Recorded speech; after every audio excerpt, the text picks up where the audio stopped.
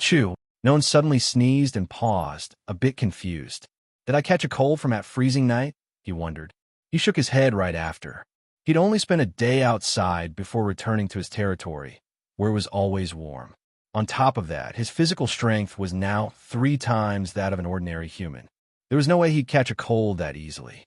Outside, Erlgug, the skeleton hunter, and the skeleton swordsman were already stationed, guarding the surroundings.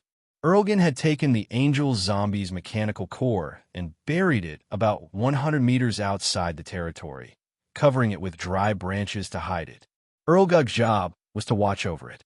Noan had no idea what kind of danger that thing might pose, so there was no way he'd bring it inside his main base. In his private chamber, Noan rested with his head on VYLYSS's lap, checking through his current stock of resources. Once he finished counting, he frowned slightly, thinking about who he should bring with him to the new area. System, Noan asked, what happens to this territory after I move to the new area?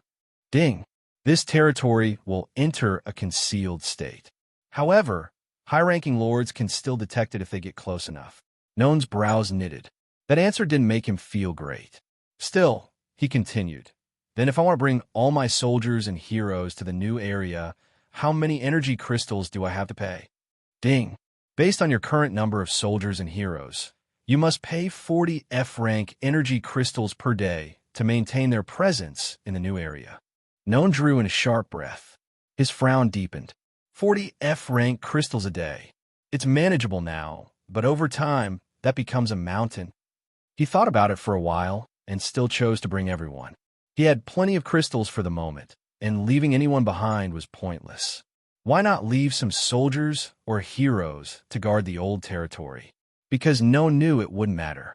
If another lord managed to find this place, that alone meant they were likely far stronger than he was.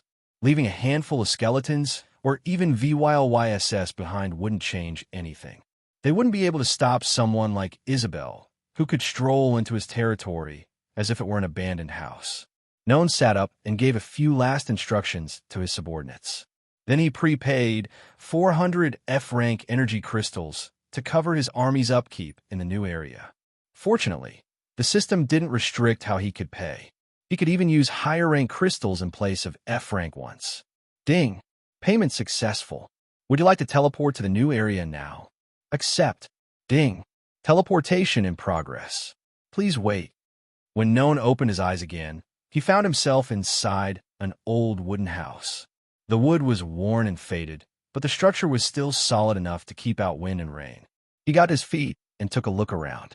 The house had a bedroom, a small extra room, and a simple kitchen. Stepping outside, he saw a fenced garden surrounding the building. The fence was made of tightly packed logs more than 2 meters high. Judging by the layout, the house was about 50 square meters. For him alone, it was pretty comfortable.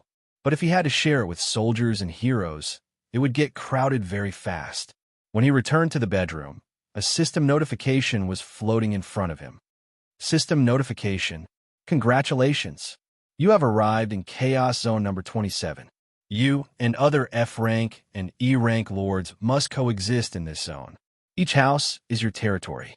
It cannot be moved or relocated, but it can be expanded. Lord and hero upgrade conditions remain the same. However, a new rule has been added. Lords can either eliminate or cooperate. Killing another lord grants you all their resources and an additional mystery reward. First event, Zombie Wave, countdown, 10 days. Noan read everything carefully, his expression turning a shade darker.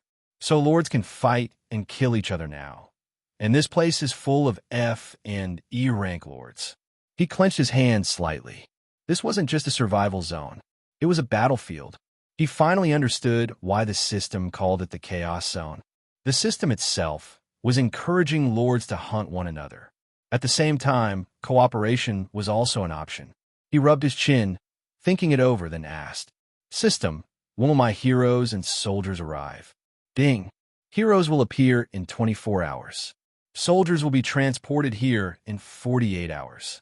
So, for the next 24 hours, he was completely alone. At the very least, he had to survive until VYLYSS and the others arrived. Ding. You can summon soldiers today. You have two options.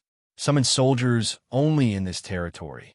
Summoning attempts in your original territory will be stored and stacked for the next summoning session. Use all summoning attempts from both territories at once. However, transferring soldiers between territories will require energy crystals. Noan's eyes brightened as he read this. 2 summoning cycles per day. That was a huge advantage over every other lord in this zone. System, do all lords have this privilege? Ding. No. Only you have this privilege because your original territory is inside the singularity, beyond the control of the federal government and the empire. Other lords had their previous territories teleported into this zone. You alone are constructing a brand new territory from scratch. Noan almost wanted to shout. At first, he thought being thrown into the singularity was punishment for having an SSS rank talent. Now he realized it was the opposite. It was a cheat. 2 territories meant 2 lives. 2 summoning cycles meant twice the growth. And that was probably only the beginning.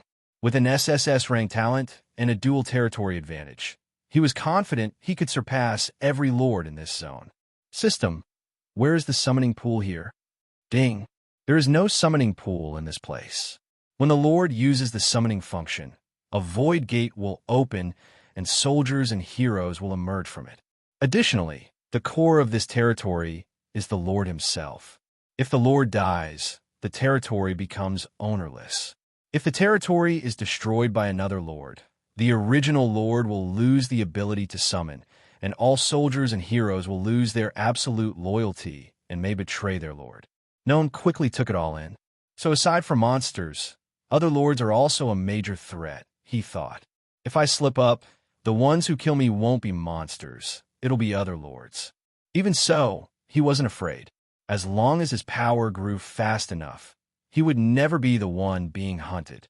And this zone only contained F rank and a few E rank lords. There were no real monsters among them. With his talent, he refused to believe he could be taken down so easily. System, I'll use all my summoning attempts. Ding. Summoning in progress. A magic circle appeared on the floor, glowing with a dull gray light. One by one, skeletons crawled out of it like they were climbing through a portal from the underworld. In just a short time, his small room was packed with 40 skeletons, all kneeling before him. Noan blinked.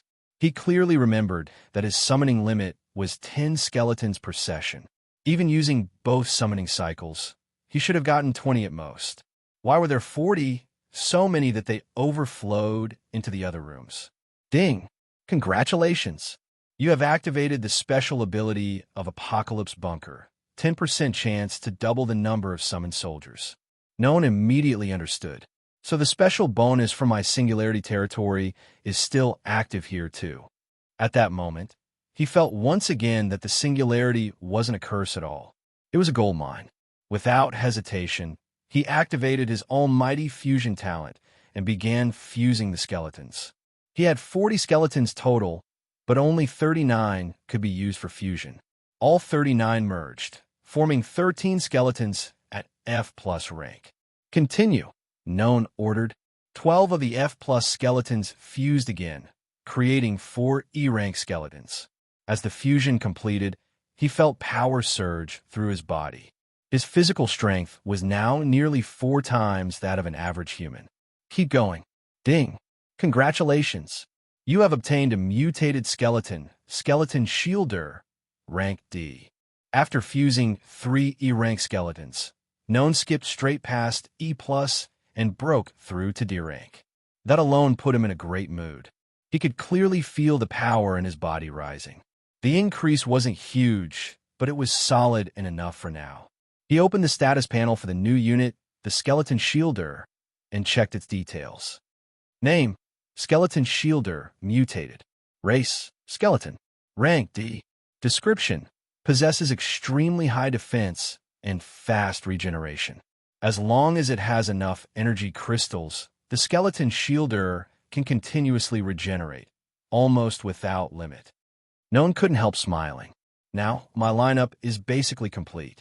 Gug as Shaman, Viwilwss as Mage, Skeleton Swordsman as Warrior, Skeleton Hunter as Archer, Skeleton Shielder as Tank, and Erlgen as Berserker. A balanced team. More importantly, he thought, it looks like the chance of getting mutated units from E rank and above becomes really high when I use Almighty Fusion.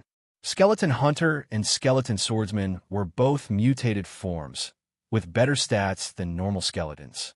And now, Skeleton Shielder joined them, making his squad even stronger. He glanced around the room and noticed a few skeletons still standing there. They hadn't been fused because he didn't have enough of the same rank to keep going. Ding! Would you like to convert the remaining soldiers into food to nourish your other soldiers? Yeah. Noan raised an eyebrow at the notification. He rubbed his chin, thought for a moment, then chose no. That function was clearly meant for lords who lacked energy crystals and needed to recycle weak units to strengthen stronger ones. But Noan wasn't short on energy right now. He decided to keep his remaining 1 F-rank skeleton, 1 F+ skeleton, and 1 E-rank skeleton for future fusion. He assigned them to basic guard duty around the house. As for Skeleton Shielder, he had no intention of letting anyone know it existed. He was officially just an F-rank lord. By the rules, he should only be able to summon F-rank troops. Until VYLYSS and the others arrived, Shielder would stay hidden as his trump card. Bam! Bam! Suddenly, heavy pounding echoed from the front door, like someone was trying to knock it off its hinges. Noan frowned and gestured for Shielder to stay inside and stay out of sight, but be ready to move on his order. Then he walked toward the door. Bam! Bam! Bam! The knocking grew louder and more impatient. Instead of opening it right away, Noan stayed behind the door and asked in a firm voice, "Who is it? Open the damn door!" A young man's voice snapped from outside. Noan hesitated for a second, then unlocked and pulled the door open. 3 young men stood outside. His gaze immediately fixed on the one in front. Blonde hair, cocky posture, a lazy smirk full of open contempt. "You are?" Noan started. The blonde youth stuffed his hands into his pockets and looked him up and down. "You new here, aren't you?" he asked. "What's that supposed to mean?" Noan frowned. "Are you deaf?" The guy behind him barked like a yapping dog. "Do you even know who you're talking to?" "This is Big Brother Hawk, an E+ rank lord." Noan was a little surprised, but his expression quickly calmed. The system had already told him that Chaos Zone number 27 was full of F and E rank lords. E+ was near the top of the food chain here. Hawk raised his hand slightly, and the loudmouth behind him went quiet. He turned back to Noan, smirked, and held out his hand like he was greeting a neighbor. "I'm Hawk. First time meeting." Noan also reached out and took it. The moment their hands met, something fell off. Noan tried to pull his hand back, but it wouldn't move. Hawk's smirk deepened, dripping with contempt. "Ugh." Noan let out a strained groan and dropped to one knee, pretending to be overwhelmed by the grip. "Let go." "Ah." Hawk chuckled. "Is that how you beg?" Noan clenched his teeth. His face flushed with fake anger and humiliation. Then he lowered his head. "Please. Let go." "Oomph." Hawk snorted and finally released his hand. "Tomorrow, 9 a.m. open field. Be there." He turned around and walked off. The 2 lackeys behind him laughed loudly as they followed, their expressions full of ridicule. When they were finally gone, Noan stood up slowly. All the anger and frustration vanished from his face in an instant, replaced by calm. He had been acting the entire time. Right now, his physical strength was already about 4 times that of a normal human. If he truly wanted to, he could have crushed Hawk's hand without breaking a sweat. But there was no need. Revealing that kind of power too early would only attract trouble. Noan wanted to grow quietly in the shadows, not paint a target on his back. Once he was strong enough, stepping on Hawk and everyone like him would be easy. He closed the door and walked back into the room. Earlier, the system had sent him a notification, but he hadn't had time to check it. "You have 1 hero summoning attempt. Would you like to use it now?" Noan wasn't surprised. If he had 2 soldier summoning attempts, it was only natural he'd also have 2 hero summoning attempts. Still, he didn't summon right away. Instead, he told Skeleton Shielder to stay alert near the door and then open the system interface to review other functions. When he'd been in the Singularity, most of the system's features were locked. The place was outside the official network, so it made sense. Now he was finally in a normal system zone, yet many functions were still inaccessible. That bothered him. The locked functions were global trade, global chat, global information database. The available ones were internal information lookup, internal trade, a new function, sacrifice. Internal information lookup was straightforward. It showed detailed information about him and his units. Internal trade allowed buying and selling, but only with people inside zone number 27. The sacrifice function let him sacrifice soldiers or heroes to convert them into pure energy, which could then be used to strengthen or level up other units. He had a lot of questions, but he knew the system wouldn't answer anything it hadn't decided to explain. Fine, Noan thought. For now, I just need to focus on one thing, getting stronger. System, summon a hero. Ding, summoning in progress. A magic circle formed on the floor again, glowing with that familiar gray light. A moment later, a large spider crawled out of the circle. Its body was about the size of a basketball.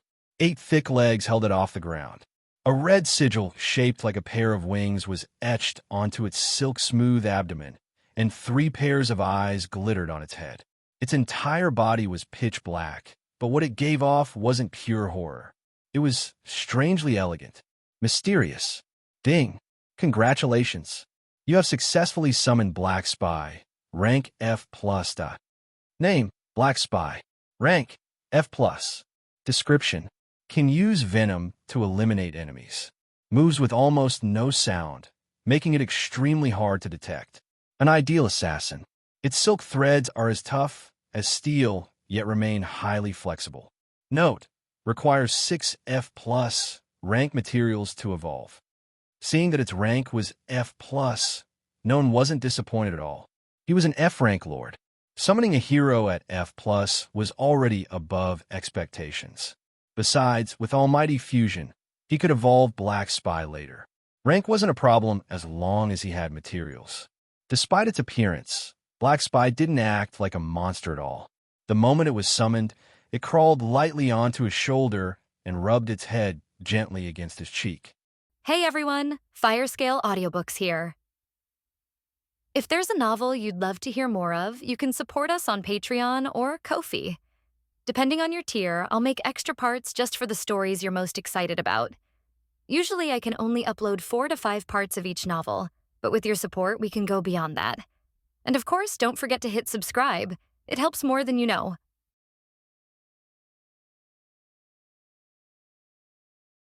Seeing the notification appear before him, Noan was overjoyed. I can finally level up. He let out a long sigh before saying, accept. Ding. Beginning level up process. Noan felt a surge of power coursing through his body, though the increase was only slight. Ding. Level up successful. Noan did not celebrate, but instead spoke again. Level up to Lord Rank 2. Ding. To reach Lord Rank 2, you need 500 E-Rank energy crystals. Seeing the notification, Noan sighed. He had just over 100 E-Rank energy crystals. Far from enough. Moreover, he couldn't convert D-Rank energy crystals into E-Rank since the system wouldn't allow it. System, I still have one more hero summoning attempt, correct? Ding. That is correct. Would you like to use your hero summoning now? Use it. Immediately, the magic summoning circle appeared again. However, this time, it emitted a vibrant green glow instead of the usual gray light. At that moment, a floating Rubik's Cube slowly emerged from the magic circle, hovering in midair. As the magic circle faded, the mysterious cube floated directly in front of Noan. He frowned, staring intently at it before murmuring to himself, "What kind of monster is this?" Ding! Congratulations! You have successfully summoned the Abyss Cube, Rank D. Name, Abyss Cube. Rank D. Level, 0. Description: it possesses the ability to morph into any type of weapon, enhancing the user's combat abilities and magical power. However, be warned, when you gaze into the abyss gazes back at you. Note: you need 6 D-Rank materials and an abyss crystal to evolve. Noan stared at the status panel before him, then shifted his gaze to the floating cube hovering in the air. A deep sense of confusion filled his mind. This was the first time he had ever encountered a monster that could transform into a weapon. It completely shattered his previous understanding of monsters and everything he had learned. He reached out his hand, grasping the abyss cube in his palm. Cold, extremely cold, almost like holding a solid piece of metal. Yet, despite its metallic temperature, its surface resembled a stone, and its size was roughly the same as a 3 by 3 Rubik's Cube. Noan examined the mysterious cube, unsure how to use it. Suddenly, crit, crit, crit. Zis, perched on his shoulder, let out a sharp, anxious cry, its posture filled with unease and hostility. Noan could feel Zis' fear and wariness, as if this cube was its natural enemy. Reaching up, he gently scratched Zis' head with his finger and spoke softly. "Don't worry, this thing won't harm you." Zis momentarily stared at the cube, then crawled onto Noan's back, firmly against him. Seeing Zis' reaction, Noan became even more suspicious about the abyss cube's nature. And then, the cube suddenly shifted. Its form began to change, flowing like liquid metal, before wrapping tightly around Noan's arm. Within seconds it reformed, now a stone-like bracelet encircling his wrist. Noan frowned, lifting his arm to examine it more closely. Though he didn't fully understand it, he instinctively knew this object was far from ordinary. It possessed an extraordinary ability, and even its evolution process was different from any other monster. Unlike regular monsters, the Abyss Cube required 6 D-rank materials and an Abyss Crystal to evolve. What exactly was an Abyss Crystal? Noan had no idea, but his intuition told him that this thing would bring him a massive advantage. Frowning slightly, he decided to test it. "Can you transform into gauntlets?" Noan asked aloud. The moment he spoke, the bracelet split into 2, rapidly spreading over both of his hands, forming a pair of dark, stone-textured gauntlets. Noan's eyes widened in shock. "So this thing can actually listen and understand me?" Clenching both fists, he immediately noticed something unusual. With the Abyss Cube transforming into gauntlets, he could feel his strength increasing slightly. To test it further, Noan stepped out into the garden. His eyes locked onto a large boulder sitting at the yard's edge. Approaching it, he tightened his grip, then punched directly at the rock. Bam! The boulder instantly shattered into countless fragments, yet Noan felt no pain in his hands. Even though his physical strength was already 3 times that of a normal person, it didn't mean he could break a solid rock with his bare fists. But he had done so effortlessly with the Abyss Cube without even a hint of pain. Staring at the black gauntlets covering his hands, Noan felt a deep mystery surrounding the Abyss Cube. However, he wasn't overly concerned. After all, any monster he summoned would remain absolutely loyal to him, unless another lord destroyed his territory. To avoid suspicion, Noan commanded Abyss Cube to revert to a simple bracelet before leveling up both Skeleton Shielder and Zis. Then, something strange happened. After successfully leveling up Skeleton Shielder, Noan felt his own strength increase significantly. It seems if the evolution insignia mark a monster, then whenever they level up, I also gain strength. He let out a long sigh. At this point, he had so many buffs and cheats that if he still got killed by someone else, he would probably be the weakest Ice Guy protagonist in history. But something even more unsettling occurred. After leveling up Abyss Cube, Noan suddenly felt like something was watching him. His entire body stiffened as he quickly scanned his surroundings, but nothing seemed out of place. It had only lasted a split second, but he was certain something or someone had just been looking at him. A chilling thought crept into his mind. He suddenly remembered the Abyss Cube's description. When you gaze into the abyss gazes back at you. Taking a deep breath, he decided not to dwell on it for now, but he would keep a close eye on the Abyss Cube. At the moment, he could only level up Skeleton Shielder and Zis. The monsters and heroes originating from the Singularity were still locked from leveling up. Leaving Shielder and the other skeletons to guard his territory, Noan set out with only Zis. He wanted to explore the surrounding area and see exactly what this new region looked like. Noan left his territory, stepping onto a wide and level dirt road. Thick vegetation lined both sides of the path, creating an eerie, claustrophobic atmosphere. Looking ahead, he noticed that the nearest house was almost 100 meters away from his own. The air felt heavy and oppressive, filling him with a vague sense of unease. It was as if something lurked within the dense bushes, waiting for the perfect moment to pounce. Noan looked up at the sky, frowning. Dark storm clouds had gathered, hinting at incoming rain. He raised his hand slightly, and Zis, perched on his shoulder, immediately dashed into the forest ahead, disappearing into the shadows. With that, Noan continued walking along the road, moving forward steadily. The farther he went, the more houses appeared, or the more territories belonging to other lords. Yet, there was something strange. The road was completely empty. Noan didn't see a single person. He had no intention of knocking on any doors. After all, he didn't know these people or have any reason to initiate conversation with them. A slight hunger pang reminded him that he hadn't eaten. He walked over to a large tree, sat down against its trunk, and pulled a universal food pellet from his backpack. Placing it in his mouth, he swallowed it in one gulp. Universal food pellets were similar to pills. They had no taste whatsoever. But once digested, they provided enough sustenance to keep him full for a short time. Just then, a thin strand of silk lightly brushed the back of Noan's neck. Instantly, he tensed. His eyes shot forward, scanning the area. A shadow lurked within the bushes ahead, staring directly at him. Noan's expression darkened as he shouted, "Who's there?" The bushes rustled in response. Swoosh! Swoosh! The moment Noan shouted, the stranger panicked and bolted, but in his haste, he tripped over the bushes and fell flat on the ground. As Noan approached, he saw a thin, frail-looking young man sitting among the foliage. His face was filled with fear and unease as he looked up at Noan. Then Noan noticed. The young man's ankle was tangled in a nearly transparent silk thread. This silk. That was probably why he had fallen. Sorry. I. The young man stammered, his voice trembling. I don't mean any harm. It's just that, when I saw you had a universal food pellet, I wanted to ask if I could have one. Noan frowned slightly, then extended his hand toward him. Seeing Noan reach out, the young man flinched.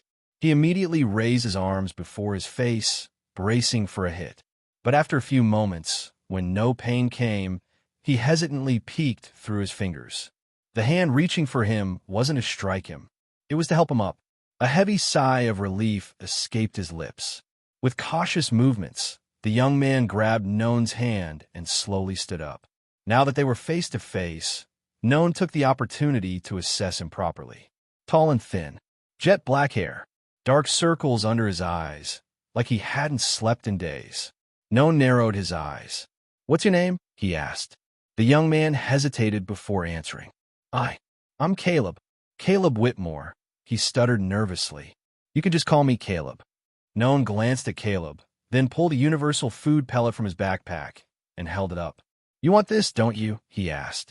The moment Caleb saw the pill in Noan's hand, his eyes lit up. "Of course," he nodded eagerly. "Good," Noan replied. "If you answer my questions, I won't just give you one. I'll give you 3. Caleb's expression stiffened for a moment, but after a brief hesitation, he nodded. "Ask away. I'll tell you everything I know," he said. Noan tossed him one pill and said, "Eat that first." Caleb caught it midair, but didn't immediately swallow it. Instead, he glanced at Noan. "Hurry up," Noan urged. Hearing the command, Caleb quickly popped the pellet into his mouth and swallowed. As the nutrients settled in his stomach, a deep sense of relief and satisfaction spread across his face. "Good," Noan observed, studying his reaction. Something about this whole situation made Noan feel even more perplexed. After a moment of thought, he asked, "Why are you so hungry?" "There's nothing to eat around here." At Noan's question, Caleb sighed heavily. "You just arrived here, didn't you?" he asked. Noan gave a slight nod, neither denying nor hiding the fact. Caleb continued, "That explains it. You don't know yet, do you?" He looked around the desolate landscape, then turned back to Noan. "This place is a dead zone." "A dead zone?" Noan frowned at Caleb. Caleb looked at Noan with a hint of caution and asked, "You didn't read about this online?" The guides didn't tell you anything. Noan's expression darkened slightly. After being sent to the Singularity, he had lost all contact with the outside world. He couldn't return to the city, nor could he communicate with anyone. It was as if he had been stranded on a deserted island, cut off from civilization, with no ships passing by. So, everything he knew had come from the system. And, of course, the system's information was never truly complete. Noan didn't bother explaining further. Instead, he calmly said, "I don't know. Explain it to me." Caleb seemed surprised by Noan's honesty. He scratched his head, looking a bit embarrassed. "Sorry, there's so much to explain, I don't even know where to start." Noan frowned slightly, stroking his chin as he thought for a moment. Then he said, "I'll ask. You answer." Got it." Caleb immediately nodded. Noan wasted no time and asked, "Why is this place called a dead zone? Are there a lot of monsters here or something?" Caleb nodded, but then shook his head as if the answer was complicated. "Well, to explain that, I need to talk about the nature of chaotic zone," Caleb began. "First, in a safe zone, you could freely trade for food and resources. Finding food was so easy that you probably never thought about it. But here, it's different. All external support functions are disabled.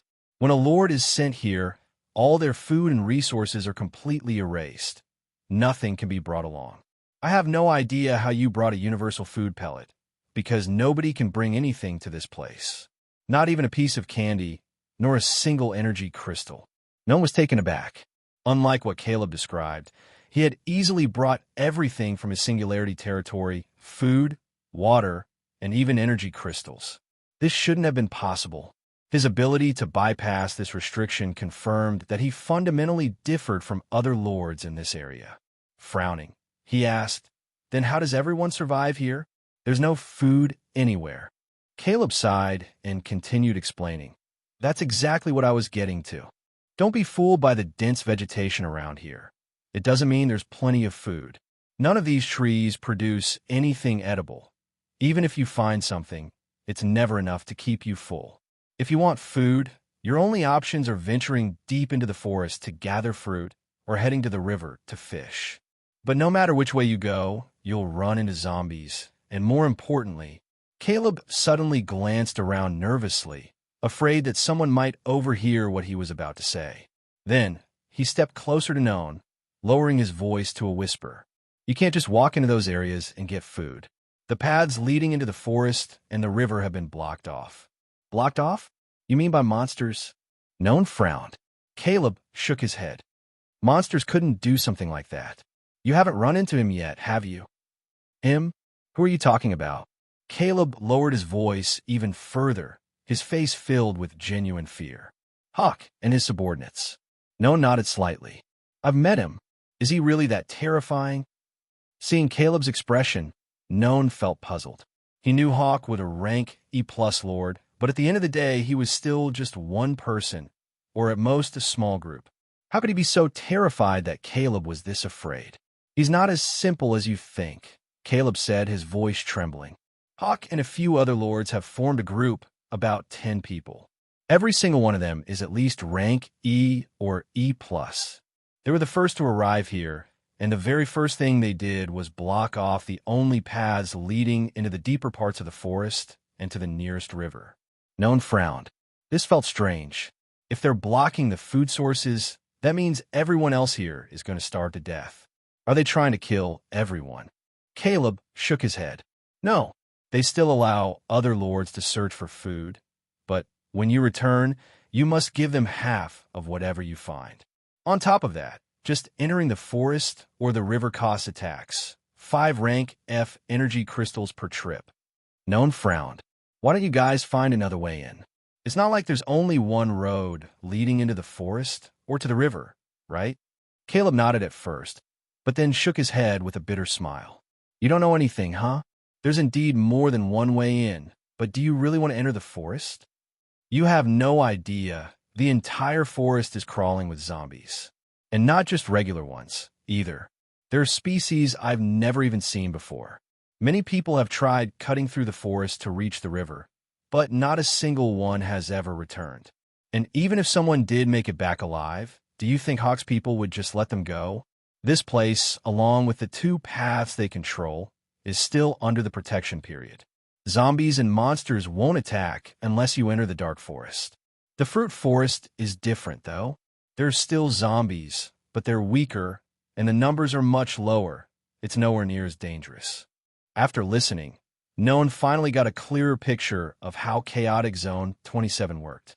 Simply put, as long as you didn't enter the dark forest, you were safe. His expression darkened. And you all just accept this? Letting Hawk and his people do whatever they want. Sure. When Noan finished speaking, Caleb frantically gestured for him to lower his voice. What the hell are you doing talking so loud? Do you have a death wish? He glanced around nervously, and after making sure no one was nearby, he finally let out a sigh of relief. Then, he turned back to Noan with a sharp glare. You might not care, but I don't want to die. Hawk and his people are all rank E and E+ lords. In this place, they're emperors. Who the hell dares to go against them? Besides, Caleb's voice grew heavy with resignation. Do you know how terrifying it is when 10 lords at rank E and E+ work together? Besides, Hawk is already a level 2 lord and possesses a rank D hero, an incredibly powerful fire rhino. That beast can wipe out an entire rank F army with ease. Hearing this, Noan fully grasped the power gap between himself and Hawk's faction. He continued asking, what about resources? How do you guys collect resources? Caleb sighed. I don't really know. Honestly, just finding food to survive is already a huge problem here. Who even has the time or energy to gather resources to level up? However, I've heard people say that if you want to find resource storage points, you must go further out. Exactly how far, though? I have no idea. Noan rubbed his chin, carefully memorizing all the information Caleb had provided. After that, he asked a few more questions before turning to leave. Caleb watched Noan's back disappear into the distance, then glanced down at the 2 all-purpose food capsules in his hand. Something seemed to spark inside him. Clenching the capsules tightly, he suddenly turned and ran opposite where Noan was heading. Walking along the road, Noan thought deeply, processing everything Caleb had told him. Now he finally understood why no one dared to resist Hawk's group.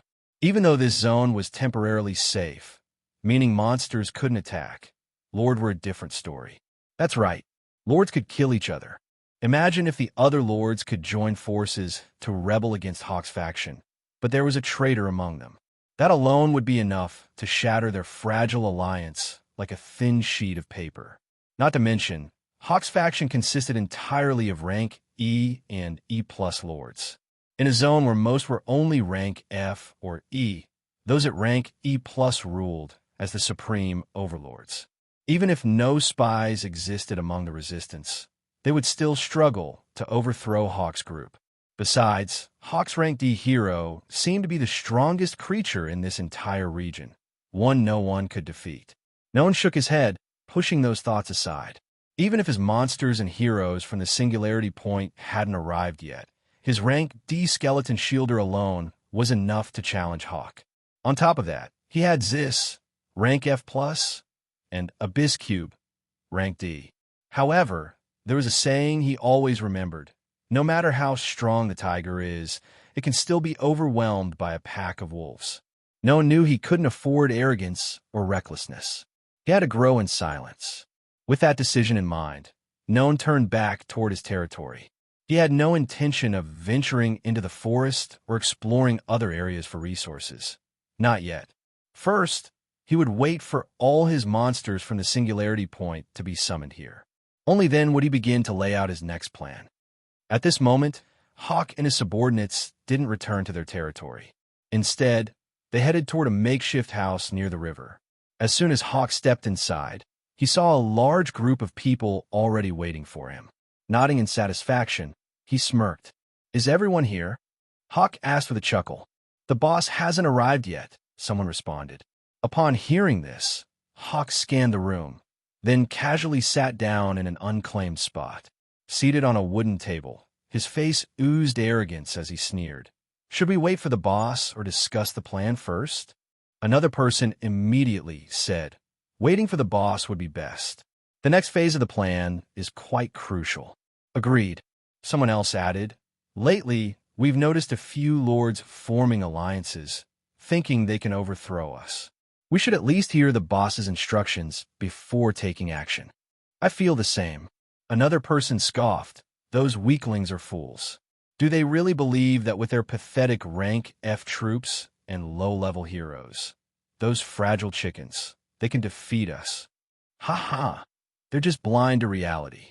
A man laughed, his voice dripping with mockery.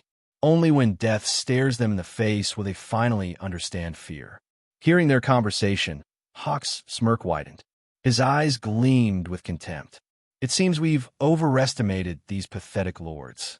This time, our plan will be incredibly simple. Not necessarily. A sudden voice echoed through the room, drawing everyone's attention. The people inside instinctively turned toward the entrance, where a young man stepped into the room. If Noan were here, he would instantly recognize him. Yes, the young man standing before them was Caleb, the same person Noan had just encountered. Boss! The moment Caleb entered, the others immediately greeted him with reverence. Caleb glanced around, then gave a small nod in response. Even Hawk, arrogant as he was, lowered his head slightly in greeting. The usual cocky expression on his face softened as he restrained his pride. At this moment, Caleb seemed completely different from when Noan had met him earlier. Gone was the timid, nervous, and fearful demeanor, the rabbit-like hesitation. Now, Caleb radiated an aura of sharp intensity and dangerous authority. His expression was cold, unreadable, betraying no emotion. His piercing eyes, sharp as blades, swept across the room. What did I tell you all? Caleb spoke as he walked forward, his hands clasped behind his back. As he approached, he headed straight for the only empty chair, or the chair deliberately left vacant for him. No one dared to sit in it. Seating himself, Caleb's gaze, like that of a hawk, swept across the entire room before he continued speaking. Caution. We need to be extremely careful. This world is not like the safe zone. No one is coming to save you. If you get injured, there is no going back to the city. Here, if you make a mistake, you face death. To survive, every action you take must be deliberate. Understood? Caleb's voice was calm, yet it carried a heavy weight that it felt like a boulder pressing down on everyone in the room. Without waiting for a response, Caleb continued. It's normal for some lords to form alliances. Let them have their little moments of rebellion. Soon enough, we'll wipe them out and any foolish ideas they have. The others will learn quickly what happens when they dare to oppose us. Boss, a man suddenly spoke up hesitantly. Forgive me, but I don't understand. If we are already strong enough to crush them, why don't we just kill every other lord? Exactly, a woman added, her eyes gleaming with cruelty. We should strike first and slaughter them all. We could wipe out at least 100 lords with our power in just 30 days. Ha ha ha, she's right. Another young man burst into laughter, his voice full of mockery. Most of these lords are just rank F, maybe F+ at best. They don't even have the courage to resist. How could they possibly fight back against us? As the others spoke with arrogant confidence, Caleb remained silent. His face held no expression. Gradually, they all began to realize Caleb was staring at them. His gaze was unreadable, his indifference chilling. And just like that, the entire room fell completely silent. And then what? Caleb suddenly asked, his voice cold and sharp. After you kill all the lords, what will you do next?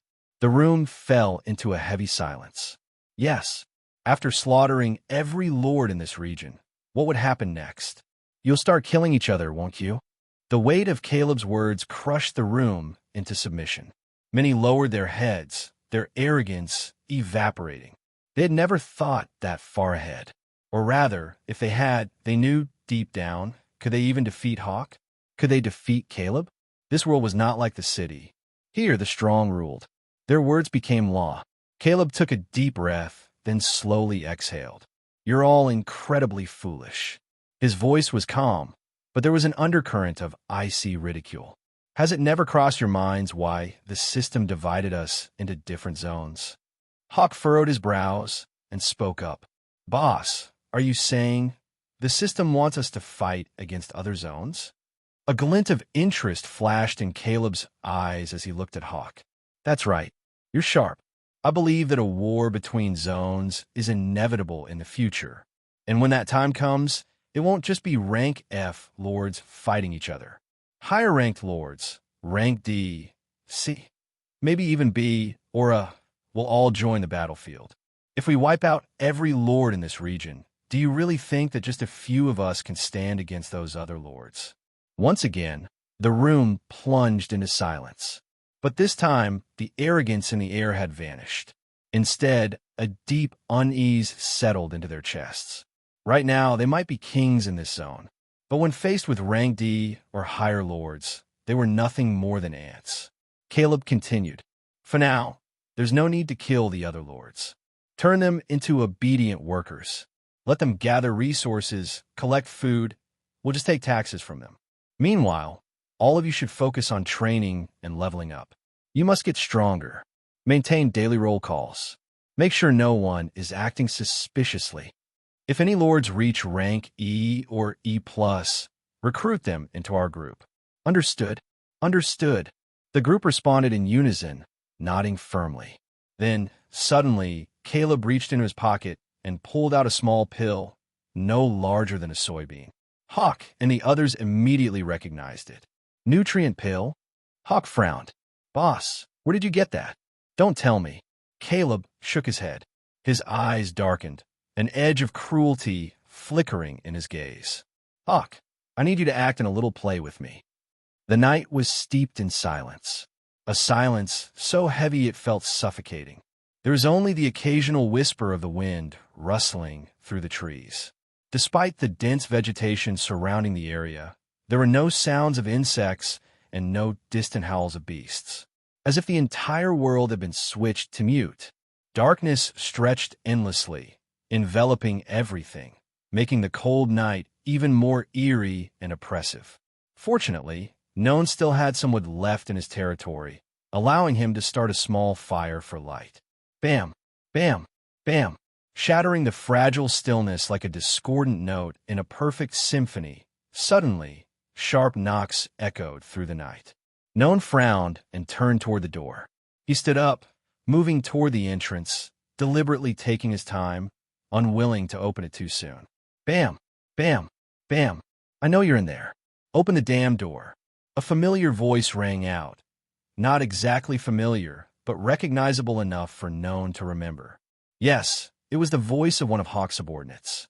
Noan didn't know what was happening, but raised his hand, signaling Skeleton Shielder to stay hidden, but not too far. If anything unexpected happened, or if he sensed danger, Skeleton Shielder would strike immediately. Noan had no interest in unnecessary conflicts, but if these people insisted on stirring trouble, he wouldn't hesitate to fight back. He unlatched the door and pulled it open. Standing outside were Hawk, two of his subordinates, and another young man held firmly in their grip. Noan's brows furrowed. "Caleb," he murmured. Caleb's face lit up with fear and desperate relief when he saw Noan. "Noan, help me." Noan's eyes flicked to Hawk, and instantly, he understood the situation. But he maintained his act, feigning confusion. "What do you want?" he asked flatly. Hawk casually shoved his hands into his pockets, a smirk of utter disdain curling his lips as he gazed at Noan. "Ha, I'm feeling a little hungry. How about you lend me some of those fancy nutrient pills? Don't worry, I'll pay you back later." As soon as Hawk spoke, his two subordinates chuckled, their expressions a mix of mockery and amusement. Noan's expression remained neutral. When he opened the door and saw Caleb being restrained, he had already guessed that his possession of nutrient pills had been exposed. After all, no one was supposed to be able to bring any resources into the Chaos Zone. Not food, not water, not even energy crystals. The only things a Lord could bring were their territory, heroes, and monsters. Yet if someone had somehow managed to bring nutrient pills into this place, it would be impossible for others not to take notice. At first, Noan hadn't considered the possibility. But after giving Caleb the nutrient pill, he finally realized the danger. He had expected word of his possession of food to spread eventually, but he had assumed it would take a few days at least. He hadn't anticipated that it would leak so quickly. Hawk, seeing Noan standing in silence, raised his hand casually. At that moment, a thunderous roar erupted from behind him. Growl! The sound was terrifying, brimming with dominance and destructive power, tearing through the eerie silence of the night. Even lords thousands of meters away heard the deafening cry. There was no need for speculation. Everyone knew this roar came from Hawk's beast. Who else could possibly own a creature that powerful in this zone? Many of them had already seen Hawk's beast in action, and they knew exactly how terrifying it was. Upon hearing that roar, the other lords could only sigh, silently praying that the fool who provoked Hawk would survive the night. Back at Noan's territory, a massive 2-meter-tall rhinoceros emerged from behind Hawk. Its horn was wreathed in crimson flames, burning with an ominous intensity. Its eyes were pure black, like two endless voids, and its skin was composed of solid lava rock, appearing crude yet incredibly durable. It radiated a suffocating presence, as if, with just one command from Hawk, it could trample Noan's entire domain into rubble. Hawk smirked and stepped forward. "Noan, right?" His voice was filled with amusement. "You've seen it, haven't you? My beast, Lava Rhino. And let me tell you, it's getting quite hungry. If you don't hurry up and hand over those nutrient pills you've been hoarding, I'm afraid it might get so hungry that it'll stomp your entire territory into dust." Hawk chuckled, his smirk widening. "Don't blame me, though. When it's starving, I can't even control it. Hell, it even has a taste for human flesh." Noan's eyes narrowed. Hawk's mocking expression and his smug grin all made Noan's blood boil. However, this wasn't the time to act rashly. His heroes and monsters from the distorted point hadn't been summoned here yet. More than that, Hawk was already a level 2 lord, and he wasn't alone. He had an entire group of Rank E lords behind him. Fighting now would be suicide. Noan took a deep breath, forcing himself to remain calm. Then he nodded. "I understand. Wait here." Hawk waved a hand dismissively. "Make it quick. My beast is already starving. If you take too long, I can't guarantee your safety." Noan stepped inside the house, then took out a small bag and held it before Hawk. "This is all the nutrient medicine I have." Hawk frowned. Suddenly, he swung his fist, landing a punch right into Noan's stomach. Thud! Ack! Noan clutched his stomach, falling to his knees, his face contorted in pain. "Your attitude is pissing me off," Hawk sneered as he raised his foot and stomped on Noan's head, pressing his face into the dirt. A bit of dust and sand slipped into Noan's mouth. "Be more sincere. I'm not some beggar." Hearing Hawk's words, Noan clenched his fists so tightly that his knuckles turned white. Angry, Hawk let out a loud laugh. "Ha! Then hit me. What's wrong? Can't do it. Ha ha." Hawk's two subordinates, standing behind him, also burst into laughter. "This kid is such a coward." "Yeah, getting humiliated like this and not daring to fight back. He doesn't even dare to say a word. Looks like he's dumber than I thought. Ha." Hawk scoffed, his hands tightening into fists as he anticipated Noan's retaliation. If Noan dared to fight back, Hawk would immediately turn him into a punching bag. However, contrary to what Hawk expected, Noan slowly relaxed his hands and softly said, "Please take this." Hawk was momentarily surprised, but then he erupted into laughter. "Aha! Ha!" His laughter was filled with ridicule and arrogance. "Son of a bitch. Ha ha. This bastard is obedient. Ha ha. All right then, since you're so sincere, I'll take it." Still chuckling, Hawk wiped away tears from laughing too much as he reached out and grabbed the bag of nutrient medicine from Noan's hands. "Remember this," Hawk continued. "You begged me to take it, not the other way around. Understand? Understand?" Noan responded, his voice trembling slightly. Zis, in the dark, saw this scene with such a huge fear that it was invisible, touching Noan's finger. Noan immediately realized what Zis wanted to do. He hurriedly grabbed me, softly saying, "I'm fine, don't worry. In the future, he'll get back 100 times what he did today." Hawk smirked, feeling a strange pleasure, an urge to torment Noan even further. However, a hand suddenly gripped his shoulder. He frowned and turned around, only to meet Caleb's gaze. Caleb looked at him and shook his head slightly. Seeing Caleb's gesture, Hawk knew he couldn't continue. Otherwise, Caleb would be angry. TSK. You got lucky, but don't think you'll have peace in the next few days, ha ha ha. Hawk left, taking the rock rhino and his 2 subordinates with him. At that moment, Caleb's expression shifted to worry and fear. He hurried to Noan's side, his voice filled with guilt and self-reproach. I'm sorry, Noan. I am. I had to say it, because if I didn't, they would have killed me. I was just trying to save myself. But you're also at fault. You had the nutrient medicine, yet you let it be discovered so easily. You can't blame me. But don't worry. Hawk said that if you gave him the all-purpose food, he wouldn't bully either of us anymore. Noan, we're still friends, right? Noan did not lift his head. He slowly stood up, brushed off the dust on his body, and then turned to walk inside the house. Noan, Caleb shouted. Are you blaming me? Noan suddenly stopped just as he stepped through the main door. He sighed and asked, Am I supposed to be grateful to you after you betrayed me? I betrayed you? Caleb scoffed, his tone laced with contempt. Noan, that was your mistake. If you hadn't exposed the food pills, I wouldn't have known, Hawk wouldn't have known, and you wouldn't have become his target. Ah, Noan let out a long sigh. So if I choose to be a good person, that makes me a fool. Caleb snorted disdainfully. And what if I told you that's exactly the case? Noan said nothing more. He stepped inside the house and closed the door behind him. Caleb frowned.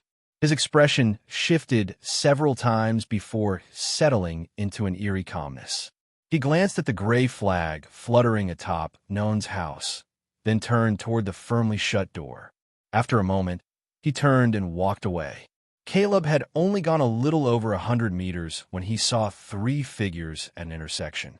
Hawk stood in the front, with 2 subordinates behind him. Behind them, a rhinoceros with a burning horn stood still. The fire on the rhino's horn illuminated the surrounding area. Upon seeing Caleb approach, Hawk hurried forward, lowered his head, and said, Boss. Caleb nodded slightly and asked, How many pills? 30 in total, Hawk answered honestly. 1 pill can keep us full for a day, which means we could... No. Caleb immediately cut him off. Store them for now. We will use regular food and only resort to the pills in emergencies. Understood. Hawk did not question further. He immediately tucked the pills into his pocket. Boss, Hawk suddenly spoke up. Why are we bothering with this tedious plan? Wouldn't it be easier just to kill him and take all the food pills instead of putting on this meaningless act? I suspect he still has a lot of food pills. We just need to... You think everything is that simple? Caleb suddenly spoke, cutting off Hawk's words. Hawk frowned at that, his eyes filled with confusion. What do you mean, boss? Caleb snorted before saying, Forget how many food pills he still has. Just the fact that he has a method to transport those pills from the city to this place is already valuable enough to keep him alive. Then let's just capture him, Hawk scoffed. A coward like him. If we threaten him a little, he'll probably piss his pants and spill everything to us. Caleb glanced at Hawk, his expression as if he were looking at a fool. Are you deaf? I already said, he's not as simple as we think. I tried provoking him, but he didn't seem to care. He didn't even show any anger. It's as if we're not even worth his attention. Impossible. Hawk immediately refuted. Just now, you humiliated him so badly, yet he didn't even dare to fight back. How could he possibly? Hawk. Caleb interrupted him once more, his tone sharp. You see things too simplistically. One day, you'll pay the price for that. Let me give you an example. What if Noan isn't afraid, but is just holding back, waiting for the right moment? Hawk scoffed with disdain. He's just an F rank lord. What's there to fear? Even if he does get a chance to fight back, so what? We're both level 2 lords and you, boss, are even a level 3 lord. The number of heroes and soldiers we have is immense. Are we supposed to be afraid of a mere F rank lord? Caleb shook his head and said, A little caution never hurts. We've made it this far. It hasn't been easy. Besides, if my guess is correct, we'll eventually have to go up against lords ranked D and above. If we can figure out how to transport food from the city to this area, Then in this rigged game, where we're bound to lose, at the very least, we'll have a bit more to bet with. That way, we'll have more chances to survive. Even if we fail, those high-ranking lords will at least leave us a way out. Hawk clenched his fists inside his pockets, clearly unwilling to accept Caleb's words. "All right, for now, don't cause any trouble with that kid," Caleb said. "But keep an eye on him. If he does anything suspicious, report it to me immediately." "Yes, boss." Hawk and the two men behind him lowered their heads. However, when Caleb wasn't looking, a flicker of killing intent flashed through Hawk's eyes. However, no one noticed that the bag containing the food pills had a few tiny strands of silk attached to it. They were so small and thin that they were invisible to the naked eye. Inside Noan's territory, at this moment, he had used a little water to wash his face and clean off the dirt on his body. Luckily, he had brought plenty of clothes. Otherwise, he would have only had one set to wear. After freshening up, Ziz suddenly leaped out from the darkness, making strange noises as if furious. "Crit! Crit! Crit!" Ziz clung tightly to Noan's clothes with 8 legs, rubbing its soft head against his cheek. Noan knew that Ziz was angry on his behalf because of what had just happened. He gently patted its head and said, "Don't worry. Everything is within my expectations." He wasn't a fool. When he handed the food pills to Caleb, he had already anticipated betrayal. 2 possible scenarios could unfold. The first, Caleb would use this secret to threaten him, forcing him to supply food pills continuously. Otherwise, he would expose Noan's secret, in a place where food was so scarce that would make him the enemy of every other lord. The second, Caleb would trade this secret with Hawk for certain benefits. After all, Noan had only given him 3 pills. After 3 days, Caleb would still have to find more food. That was precisely why he could use this secret to gain additional benefits. Or, more accurately, to buy himself more time to search for food in the forest or near the river. However, upon seeing Caleb return without a single injury on his face and how he spoke, Noan realized something. Caleb seemed to be on the same side as Hawk. Perhaps he was Hawk's subordinate, pretending to be an ordinary lord oppressed by Hawk to gather more information for him. Even though Hawk looked down on and humiliated him, Noan wasn't too angry. This was exactly what he wanted, to make his enemies lower their guard against him. Then, when they least expected it, kill them immediately. That was Noan's plan. However, he wasn't foolish enough to be careless and assume that Hawk only had a single hero, the rhinoceros beast from earlier. After all, Hawk was a high-ranking lord. He definitely wouldn't have just one hero. If Hawk had more than one D-rank hero, things would become even more difficult. Noan was alone. It was as if he were walking on thin ice. One misstep, and he would plunge into an icy abyss with no end. Besides, he had deliberately exposed his possession of the food pills because he wanted to gauge the true value of food in this region. More importantly, he wanted to observe the attitudes of the other lords, especially the group led by Hawk. Noan smiled and asked, "Ziz, did you mark the bag earlier?" "Crit, crit." Ziz, still clinging to his shoulder, immediately nodded, its expression practically saying, "Praise me, master." Noan stroked its head with his finger, his voice soft. "Tomorrow, I'll give you a big reward." "Crit, crit, crit." Ziz cried excitedly, and Noan found this spider quite amusing. "All right, keep watching them, but don't get too close. If you sense any danger, come back, understand?" "Crit, crit." Ziz raised one leg to its forehead like a military salute. Then it climbed up the wall and blended into the shadows. Although Ziz was only a rank F+ hero, its tracking abilities were so exceptional that even a rank D or D+ hero would have difficulty detecting it. After all, Ziz was a spider. It could move without making a sound. Naturally, it could also traverse any terrain, even hanging its large body upside down from the ceiling without falling.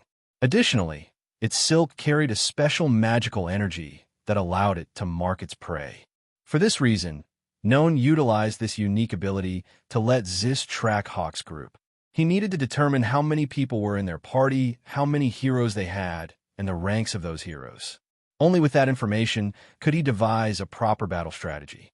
After Zis departed, Noan opened his system panel. Upon leveling up, based on what he had learned at the academy, he had unlocked a new function: construction. However, at the moment, he couldn't collect any resources, not even food supplies. Moreover, the construction function was locked and temporarily unavailable. That was right. The system indicated that this function was only temporarily locked, not permanently disabled. This meant that he could use it in the future, or perhaps specific conditions needed to be met to activate it. Noan wasn't in a rush, as he still had many resources. Aside from drinking water and medicinal food, he also had a significant stock of energy crystals. For the time being, resource management wasn't something he had to worry about. Noan stroked his chin, thinking to himself, materials like stone, wood, and similar resources might have to wait until I leave this area. Earlier that morning, Noan had sent Zis into the forest to scout. The good news was that there didn't seem to be any particularly strong zombies in the forest. Most of the zombies there were animal type, though there were also human zombies, likely former lords who had perished while exploring the area. The bad news was that among those zombies were heroes who had once belonged to the fallen lords, but had now turned undead. Although their strength wasn't overwhelming, they still posed a significant threat. Another bad news was that the forest lacked edible plants or resource collection points. It was just a place full of zombies. Noan shook his head, deciding not to dwell on it any further. He planned to wait until tomorrow. By then, once he had enough monsters and heroes, he could act more freely. He pulled out a sleeping bag and drifted into slumber. Around him, Skeleton Shielder and the other skeletons remained on guard. After all, skeletons didn't tire or require sleep, which allowed Noan to rest with peace of mind. Somewhere else, inside a small wooden house by the river, small torches dimly illuminated the room. At that moment, Hawk sat on a chair, one leg crossed over the other, arms folded across his chest, leaning slightly back. His face was filled with frustration. Did Big Bro just scold you? A burly man entered the room, followed closely by an equally massive orc. Hawk frowned and said, "If you think that mouth of yours is useless, I can help stitch it shut." "Ha ha!" The man laughed heartily. "Come on, don't be so grumpy." "Huh." Hawk snorted in disdain and gritted his teeth. "That bastard is pissing me off, but Big Bro won't let me make a move on him." "Oh, is his rank that high?" The burly man asked with a grin. "No, he's just trash. But he can." Hawk nearly let slip the secret, but immediately fell silent. "Well, I mean, is that bastard has caught Big Bro's attention, so all we can do for now is keep an eye on him." "Ha ha! You want to kill him, don't you?" Hearing this, Caleb frowned and shot the man a puzzled look. "And what about you? Could you kill him? Aren't you afraid Big Bro would kill you for it?" The man clicked his tongue before speaking. "If we kill him outright, of course, Big Bro will know. But what if he walks into the forest on his own and gets killed by the monsters inside? If another lord takes him out in the Darkwood Forest, no one would ever know, right?" Caleb's lips curled into a ruthless smile. "You're right, haha. If he dies, it's only because he was too stupid to survive." Caleb and the burly man exchanged glances, and in that moment, it was clear they both understood exactly what needed to be done. The man grinned and said, "All right, I need to head back. Otherwise, those idiots will start getting suspicious. Besides, I'll take care of this. We've been stuck in this area for days without a proper fight. It's getting a bit boring." "Good." Caleb laughed. "If you can care for him, I'll give you 50 Rank F crystals." The man grinned viciously before turning away, taking the orc behind him as they left. The next morning, Noan woke up. Through the window, he could see the first light of dawn breaking over the horizon. He wasn't accustomed to waking up early, but the system's notification roused him from sleep. After all, this was the moment he had been waiting for. The moment he heard the system's announcement, he immediately became alert. "Your heroes and monsters have arrived in this area. Would you like to summon them now?" "Accept." Noan responded without hesitation. In an instant, VYLYSS, Earlgug, Earlgan, Skeleton Hunter, and Skeleton Swordsman all materialized in the room. "You guys act." Noan barely spoke before VYLYSS threw herself into his arms, embracing him tightly. VYLYSS, you. Master, I missed you. VYLYSS buried her face in his chest, inhaling his scent greedily. Noan sighed and gently patted her back. Seeing this, Erlgug quickly grabbed Erlgen and the two skeletons before slipping out of the room. Crit! Crit! At that moment, Zis also returned, clinging to the window. The spider tilted its head in confusion as it observed Noan and VYLYSS kissing, seemingly unable to comprehend why humans would press their lips together.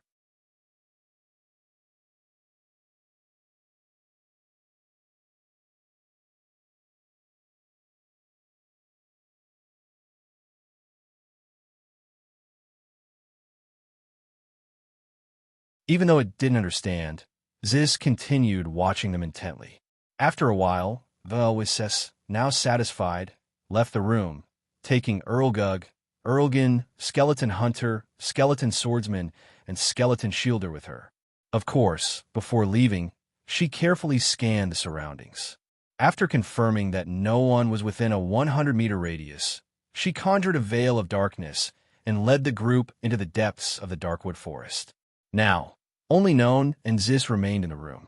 Zis climbed onto Noan's shoulder, using one of its small, sharp legs to lightly touch his lips, which were still flushed red from VYLYSS's relentless teasing. Noan gave a wry smile. Don't worry, I'm fine. He gently patted Zis' head, asking, Have you pinpointed their location? Zis nodded and let out a few sounds. Noan listened closely, instantly understanding the situation. After all, Zis was a hero summoned by him, and as such, they shared a special connection. Even though the spider couldn't speak human language, Noan could still grasp the meaning behind its signals. Zis' message was simple. It had tracked Hawk's location, and he had met someone else. However, Zis couldn't relay the details of their conversation, only the fact that the person Hawk had spoken to was not Caleb. Noan frowned, a sense of unease creeping into his thoughts. But he quickly pushed the matter aside and smiled. Yesterday, I promised you a reward. Do you want to claim it? Crit! Crit! Zis raised its two front legs and waved them excitedly, clearly delighted. Good! Without delay, Noan initiated his daily monster summoning. Ever since he had leveled up to Lord Rank 1, his summoning capacity had increased. He could now summon up to 20 skeletons per day. Additionally, there was a 5% chance of summoning a skeleton of a higher rank than F. He could summon up to 40 skeletons, with 2 daily summoning sessions. Unfortunately, neither the duplication effect nor the high-rank summons triggered this time, leaving him slightly disappointed. Just like yesterday, he ended up with 40 F-rank skeletons. After using 39 of them for fusion, he successfully created 13 F+ rank skeletons. He then decided to use 6 of them as materials to help Zis evolve. Zis, are you ready? Crit! Crit! Zis cried, placing one leg on its forehead in a military-like salute, its gaze full of seriousness and determination. Noan found it amusing. Zis' expressions and gestures were incredibly lively, almost human-like despite being just a spider. He chuckled and then gave the command. Begin fusion for Zis. Ding! Do you wish to use 6 F+ rank skeletons as evolution materials for Zis? Accept. Ding. Evolution process initiating. At this moment, countless hexagonal magic symbols enveloped Zis, forming a structure resembling a honeycomb. The light radiating from it gave Noan a mystical and divine sensation, as if he were about to witness a miracle unfold before his eyes. Ding. Evolution successfully. You received Assassin Spider, rank E. The honeycomb-like shell, composed of numerous intricate magic symbols, gradually faded away, revealing a small spider within. Noan noticed that Zis had grown in size and shrunk to about the size of a tennis ball, which left him puzzled. However, upon recalling its name, Assassin Spider, Noan immediately felt reassured. If its body were too large, it would be inconvenient for tracking and assassinations. Its small size was not an issue as long as it possessed great power. Noan opened Zis' status panel and began to examine its details. Name: Assassin Spider. Rank E. Level 1. Description: the assassin spider possesses a small body, yet wields immense power. Notably, its silk can transform into lethal weapons. With its tiny physique, it excels in tracking and has an exceptional assassination capability. Even D-rank monsters find it difficult to detect its presence. Noan looked at the status panel, slightly disappointed that this was not a mutated monster. If it had been, its power would have been far greater than this. However, this was still fine. He still had the opportunity to strengthen Ziz even further. This was only the beginning. Crit! Crit! Ziz crawled onto Noan's hand, settling neatly in his palm. At this moment, Noan could see its body. It was only the size of a tennis ball, but the patterns on its body had completely vanished, replaced by a sleek black skin. However, this skin was rather peculiar. When Noan moved it into the shadows, it became completely invisible to his eyes. He would have thought it had disappeared if he hadn't felt Ziz nudging its head against his palm. It was truly born to be an assassin. Still, Noan smiled, knowing he had also gained something valuable. He raised his hand, and a thread thinner than a strand of hair shot out from his fingertip. Naturally, he could control it at will. With a flick of his wrist, the thread instantly wrapped around a wooden pillar 3 meters away. Then, he yanked it back sharply. Whoosh! A sound of friction echoed. Although Noan had retracted the thread, a deep cut, around 20 millimeters, had already been etched into the wooden pillar. While the depth wasn't significant, it was important to remember that this was solid wood. If this thread were to wrap around someone's neck, even if it didn't sever their head completely, it would still leave a fatal wound. Not only did this newfound power manifest, but Noan could also feel his physical strength increasing significantly. This sensation was even more pronounced than when he had fused to create the skeleton hunter, the swordsman, or the shielder. It seems that hero evolution provides far greater benefits to me than soldier fusion. Clenching his fist tightly, Noan felt his strength had now reached nearly 5 times that of an average person. Moreover, he possessed various other abilities, particularly those related to Ziz, silk manipulation, and the reinforced skin of Erlgun. Additionally, he could tap into a portion of Erlgug's magic, though due to the limited energy within his body, he couldn't fully utilize those spells. However, Noan deemed this much to be sufficient. Just as he was about to say something, a loud knocking erupted at the door. Bam! Bam! Bam! Noan furrowed his brows, but Ziz reacted even faster. Its aggressive stance suggested it was ready to tear apart whoever was knocking. However, Noan immediately grabbed it, speaking softly, "Don't be hasty. Hide inside my coat for now." Ziz glanced at Noan's collar, hesitating briefly before swiftly burrowing inside. Noan put on a black cloak to further conceal Ziz. Even without it, Ziz could blend in perfectly, but an extra layer of precaution was always a good idea. He hurriedly opened the door, only to be met with a towering, muscular man over 180 centimeters tall, dressed in a simple t-shirt, standing right outside. Behind him stood an orc with green skin matching the man's height, gripping a hefty wooden club. Noan's brows knitted together as he spoke with a hint of doubt. "You are? Ha ha. So you're the new lord?" The man laughed heartily. "Allow me to introduce myself. I am Rado." After his introduction, Rado glanced around before stepping closer, slightly leaning down due to Noan's shorter stature of 175 centimeters.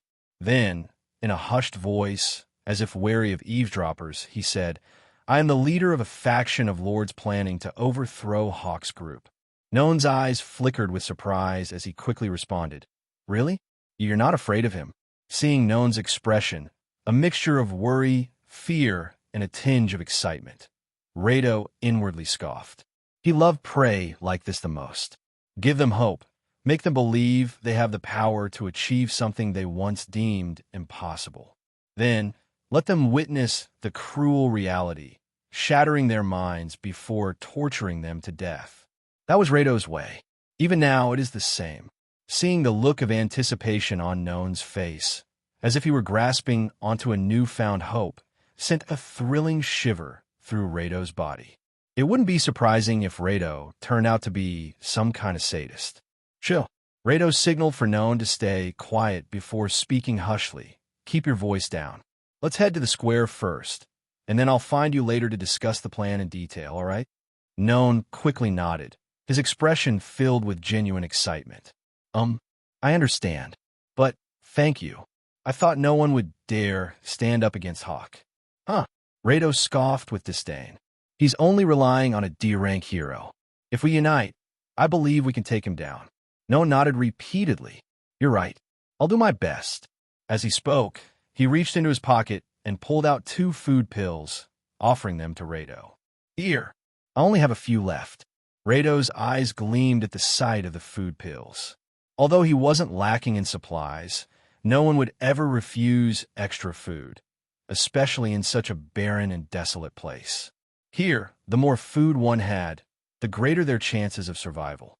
A twisted grin spread across Rado's face, revealing his sharp, gleaming white teeth. The expression reeked of perversion.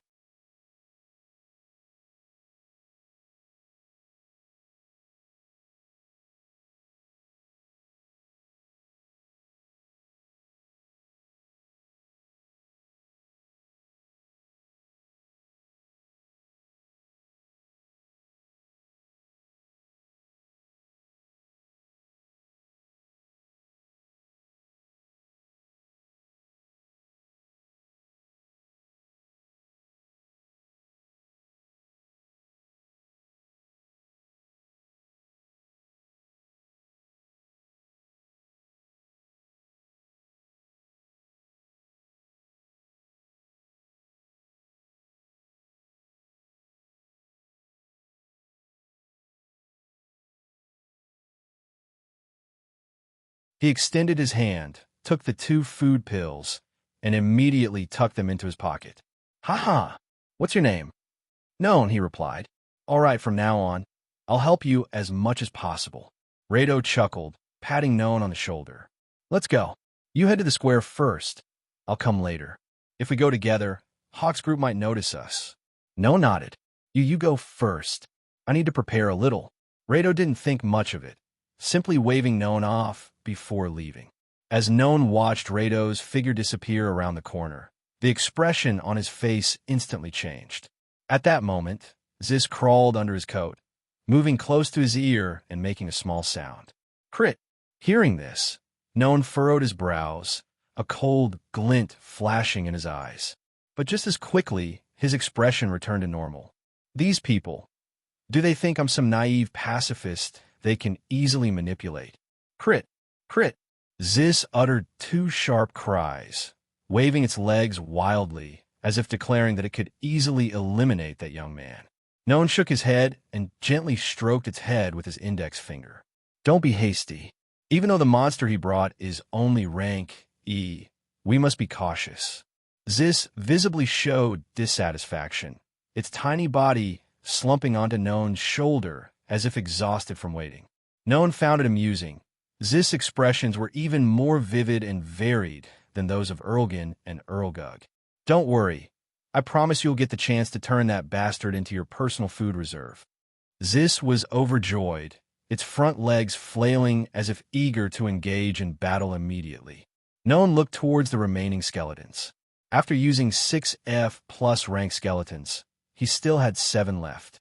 Including the one that remained from the previous day, he had 8 F+ rank skeletons.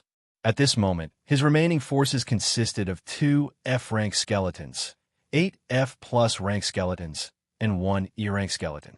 Lacking sufficient materials, he had no intention of continuing the fusion process, but instead left these skeletons to guard the territory.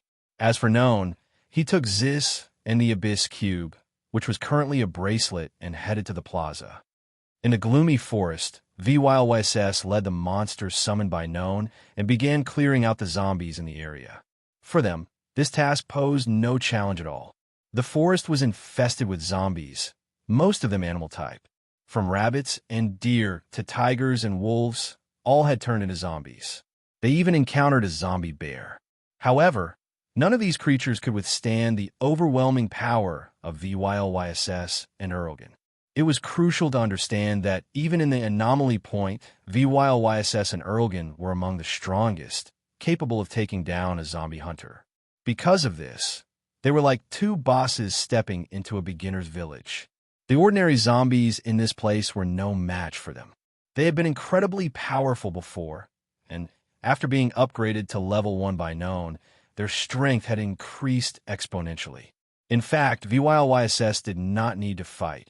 Erlgan slaughtered the zombies effortlessly, like a lone wolf among a flock of sheep. VYLYSS sat upon a chain suspended between two rifts in the air. With her legs crossed and one hand resting on her chin, she wore an expression of laziness and boredom as she watched everything unfold. Lady VYLYSS. At that moment, Erlgug approached, bringing Erlgan along. Upon seeing them, VYLYSS responded, "Is it done already?" "Yes." Erlgug bowed and respectfully replied, "Within a 5-mile radius, I can guarantee there are no remaining zombies." Standing behind Erlgug, Erlgan, despite his massive physique, wore an expression of confusion, a stark contrast to the rage and bloodlust he displayed in battle. He scratched his head, looking at Erlgug with puzzlement, as if silently questioning why he was showing such reverence toward VYLYSS. Erlgug, however, had no intention of explaining further. He acted with such respect toward VYLYSS because he understood that she was Noan's woman. Since Noan was his master, VYLYSS was naturally his mistress. The mere fact that Noan had entrusted VYLYSS with leading them to establish a separate base here was proof that she had assumed that role. VYLYSS, of course, understood Erlgug's thoughts, and naturally, she relished it. Erlgug retrieved a small cloth bag as he spoke. "Lady VYLYSS, these are the energy crystals I've collected." With a slight movement of her finger, a thin chain wrapped around the bag and carried it to her. She pulled out 2 D-rank crystals and 10 E-rank crystals before casually tossing the bag back to Erlgug. Catching it, Erlgug bowed and asked, "My lady, what should we do next?" VYLYSS tilted her head, gazing into the distance before replying, "We continue deeper. We need to find a suitable place to build our base." "Yes." Erlgug nodded, then turned and left with Erlgan. From the beginning to the end, Erlgan merely stood there, listening without speaking and not comprehending anything being said. But if given the chance to fight, he would be overwhelmed with excitement to an unbelievable degree. In his mind, that was all that mattered. VYLSS rested her chin on her hand, her gaze drifting toward the distant horizon, the direction leading to Noan's domain. A look of boredom and petulance crossed her face as she murmured, "Ah, Master, why did you give me such a dull task?" Even though she felt incredibly bored, it was an order from her master, and because it was his command, she would complete it flawlessly. Still, she couldn't help but feel a deep sense of restlessness, not because of the mission itself, but because she couldn't see her master as often as she wished. Perched on her suspended chain, VYLSS sighed softly, her eyes misty with longing, as she mumbled to herself, "Ah, what is Master doing right now? I've been away from him for nearly 2 hours now. What is he doing? Does he miss me? I just want to be by his side." At the same time, Erlgan led Erlgug, along with the skeleton shielder, hunter, and swordsman into the forest. Erlgan suddenly spoke up. "Why do you show such respect to that girl? Though she is strong, she's not that much stronger than me. Enough." Erlgug immediately cut him off. "If you have nothing better to do, go find some zombies to kill and stop talking so much."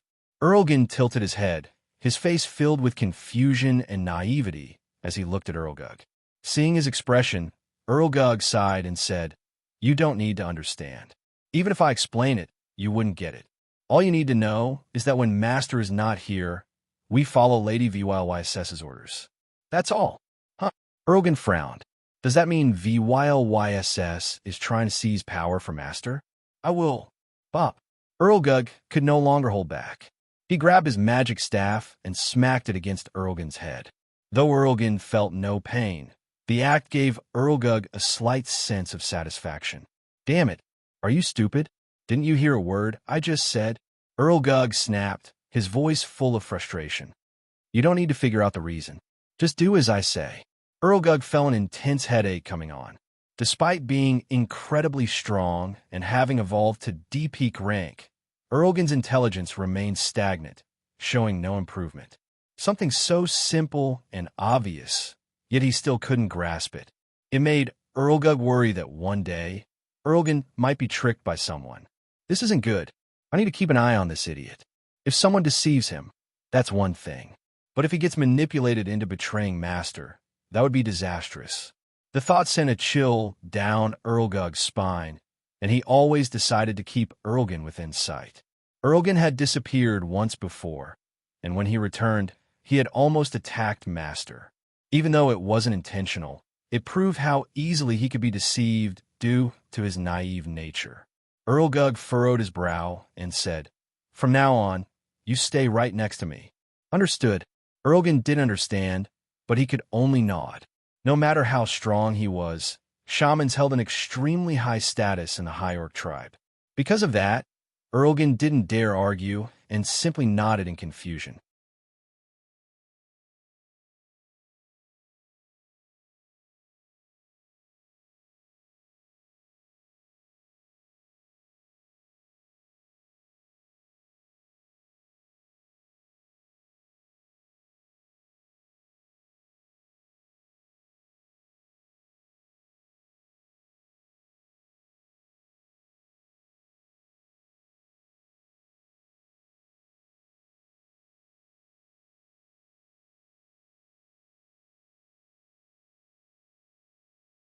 At the plaza. Though it was called a plaza, the place was rather simple. It was merely an open field, with a makeshift platform over a meter high constructed from branches and wooden planks standing in the center. Noan had explored the surrounding area and discovered it was enclosed by tall, ominous mountains. The easiest way to leave this place was through a path leading eastward from the plaza. That path led to a canyon, with cliffs towering over 100 meters on either side. Deep within the canyon, there seemed to be some creature far more terrifying than zombies standing guard. No one had ever made it through. However, this was merely speculation, as no one had ever successfully left this region. Why? From what Noan had heard from the surrounding lords, the path leading to the canyon was blocked by an invisible wall. No matter their methods, they couldn't break through that unseen barrier. Some groups had tried to take an alternate route, climbing over the mountains. However, that path was even more perilous.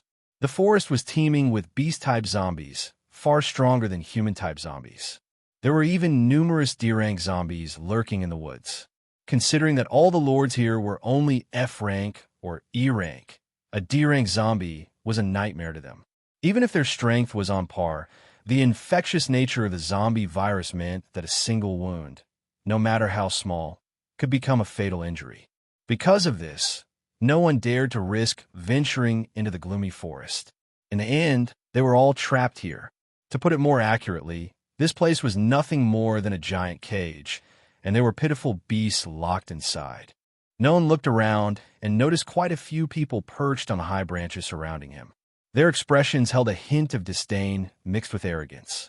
If Noan wasn't mistaken, those people were likely part of the same group as Hawk, and they were overseeing those present. In this area, he could roughly count more than 120 lords. While this number wasn't overwhelmingly large, it wasn't insignificant either. Moreover, new lords would appear every now and then, suggesting that the number of lords in this region would only continue to grow. Line up. Suddenly, a young man's voice rang out. Growl. Along with the shout, a familiar roar echoed through the air. Noan turned toward the source of the sound and immediately saw Hawk's subordinates walking ahead. Hawk followed behind them, riding atop a monstrous creature resembling a rhinoceros, its single horn ablaze with fire. Seated upon the beast, Hawk exuded an overwhelming arrogance, as if the entire world were mere dogs while he alone was the only human. His gaze swept across the crowd before finally landing on Noan. The moment Hawk's eyes met his, Even though it lasted only a second before Hawk looked away, it was enough to make Noan uncomfortable. He knew what Hawk was likely thinking. However, today was different from yesterday. Now, Noan had the strength and the beast necessary to stand against Hawk. Even so, he wasn't in a rush to make a move. He wanted to ensure a 100% chance of victory. He didn't want any mistakes or unexpected situations to arise. In his previous life, back on Earth, Noan had read countless novels. The protagonists in those stories were always full of pride, constantly challenging those far beyond their level despite their own weaknesses. Of course, the protagonist always won, but the battles were always brutal. Even in victory, they paid a steep price. After that, the protagonist would inevitably be hunted down by the survivors or encounter even greater troubles. Noan, despite being ice-guyed into this world, possessed an SSS rank talent. He was, without a doubt, the protagonist of this world. However, he was not an idiot, nor did he have an IQ in the negatives. Even a protagonist had to be cautious with every action. If one became too arrogant, not even God could save them. Hawk, of course, did not stare at Noan for too long. His gaze shifted toward Rado, then to Caleb. Standing amidst the crowd, Caleb looked worried and terrified, like a rabbit caught in the gaze of a wolf. However, when he realized Hawk was looking at him, he slightly nodded. Seeing Caleb nod, Hawk no longer paid him attention and ordered his subordinates, "Take roll. Check the numbers." "Didn't you hear what my boss just said?" One of Hawk's men barked. "Line up. Roll call starts now. Hurry up. Do you want me to whip you?" Another subordinate waved a whip through the air as if searching for a target to lash. The lords present reacted with a mix of emotions. Some were displeased, some were anxious, and others were outright terrified. Yet, the one thing they all had in common was that none dared to resist. That was right. Everyone here was an F-rank lord, just like Noan, with only a few at F+. Meanwhile, Hawk's group consisted mostly of E-rank or E+ lords. If a battle truly broke out, just one of Hawk's D-rank beasts would be enough to suppress many of the other lords. Moreover, fear had already taken root in their hearts, making them more submissive. The thought of resistance would gradually fade. Noan did not dwell too much on this. He would endure and focus on developing his strength in silence. Hawk frowned after the lineup and roll call and said, "Yesterday, there were 135 people. Today, 5 are missing. Now tell me, what happened?" His voice rang out, carrying a murderous aura that sent shivers down everyone's spine. Especially his gaze, seated atop the massive rhinoceros-like beast. His eyes were as sharp as blades, as if they were ready to pierce through the crowd at any moment. The crowd fell silent, and some even lowered their heads to avoid Hawk's gaze, their bodies trembling uncontrollably. "Boss!" At that moment, a large man stood up. No one recognized him. It was Rado. Naturally, Noan had no intention of stopping him. Instead, he was curious to see what kind of act Rado and Hawk were about to perform. Yesterday, a few lords gathered and ventured into the forest. They were probably too hungry and just wanted to find some food. I can guarantee they will return. Please don't be angry, boss. If they don't return, I will personally search for them.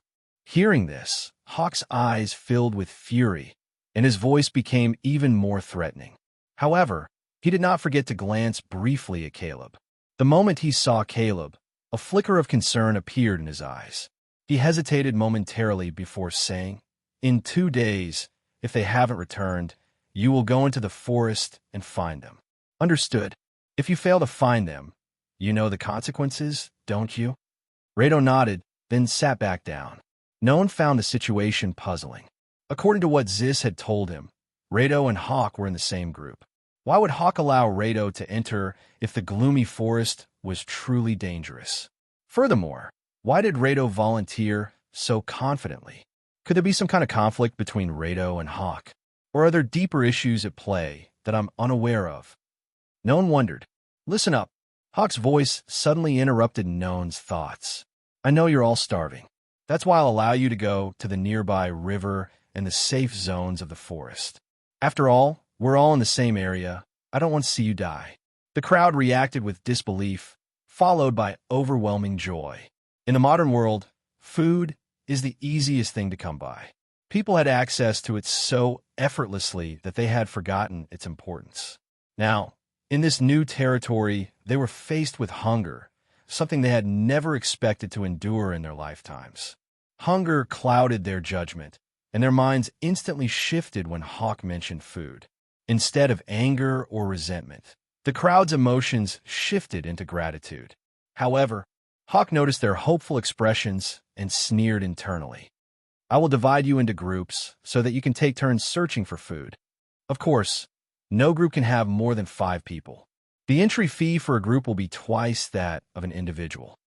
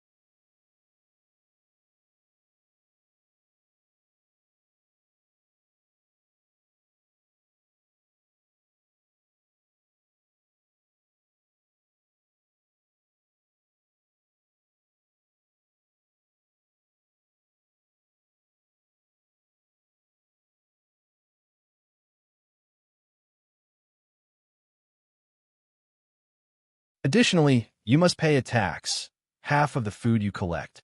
Understood. Upon hearing this, the crowd became ecstatic and repeatedly thanked Hawk.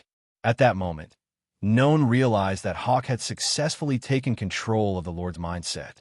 Yet, he did not feel particularly upset about Hawk's methods. After all, this was a world without laws. Here, the strong dictated the rules. The weak had no choice but to wait for the mercy of the powerful. On the surface, Hawk seemed excessive. After all, resources in this area should be free for anyone to exploit. But they were so weak that Hawk's group wrapped them around their fingers, treating them like a pack of dogs to be toyed with. After enduring constant oppression, even the smallest favor could make them feel grateful and relieved.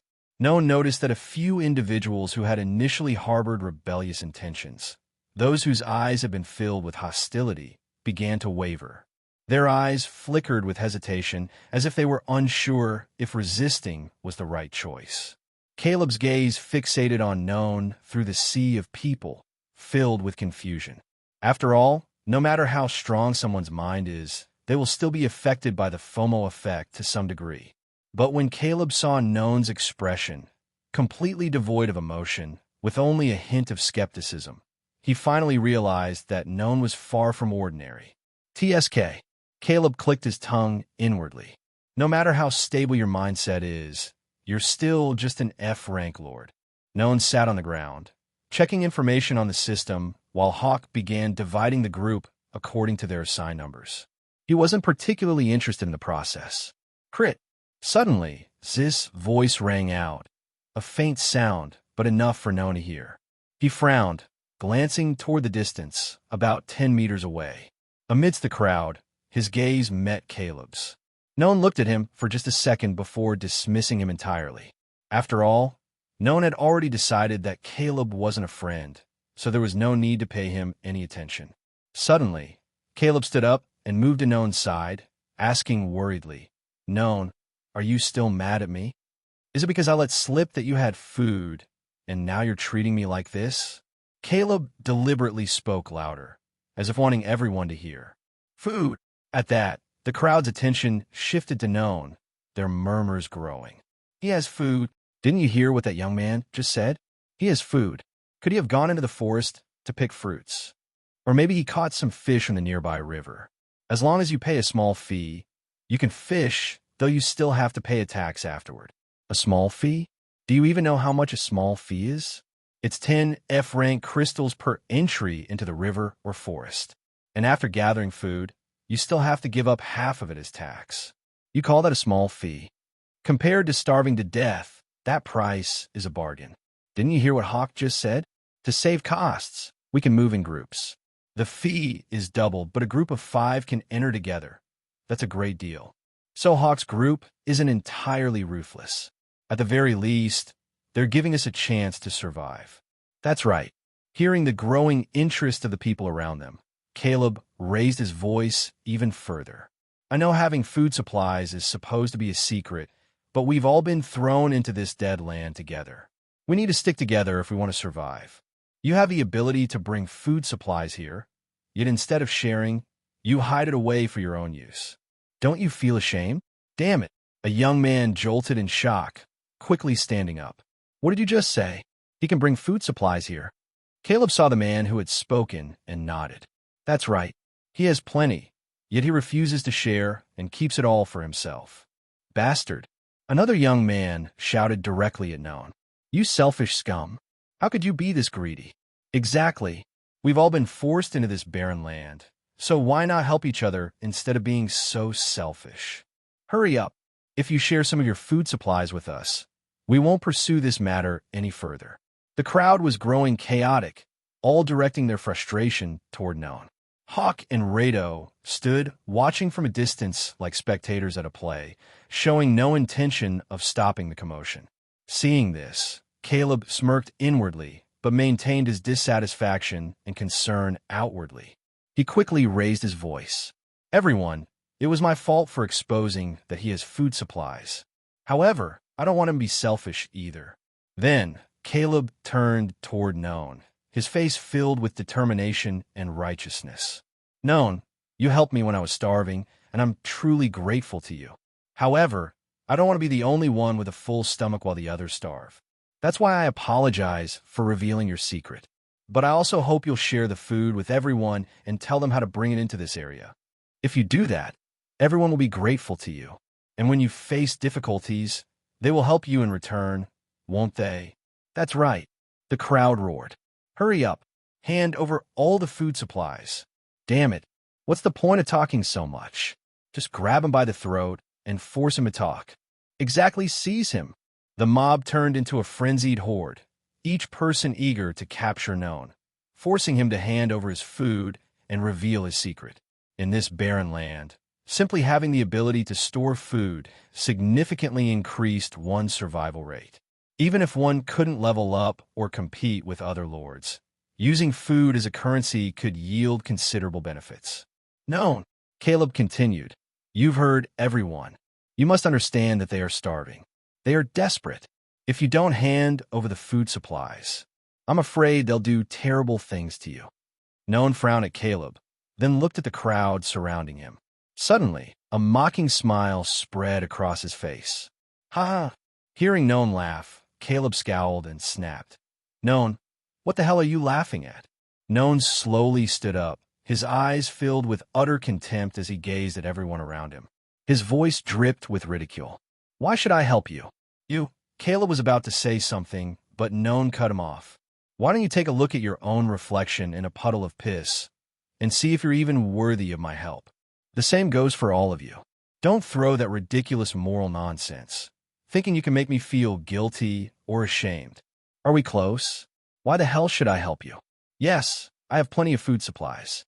I already gave half of it to Hawk and Caleb. If you want any, go ask them for it. As for me, I won't give you a damn thing. Not even a grain of sand. Caleb's expression twisted in anger as he shouted, Noan, stop slandering me. You only gave me 3 pieces of food. How could I have enough to share with everyone else? And besides, can you really stand there and watch everyone starve to death?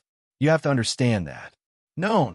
Again, Caleb's voice was cut off as Noan spoke coldly. And what does that have to do with me? The chilling tone sent a shiver down Caleb's spine.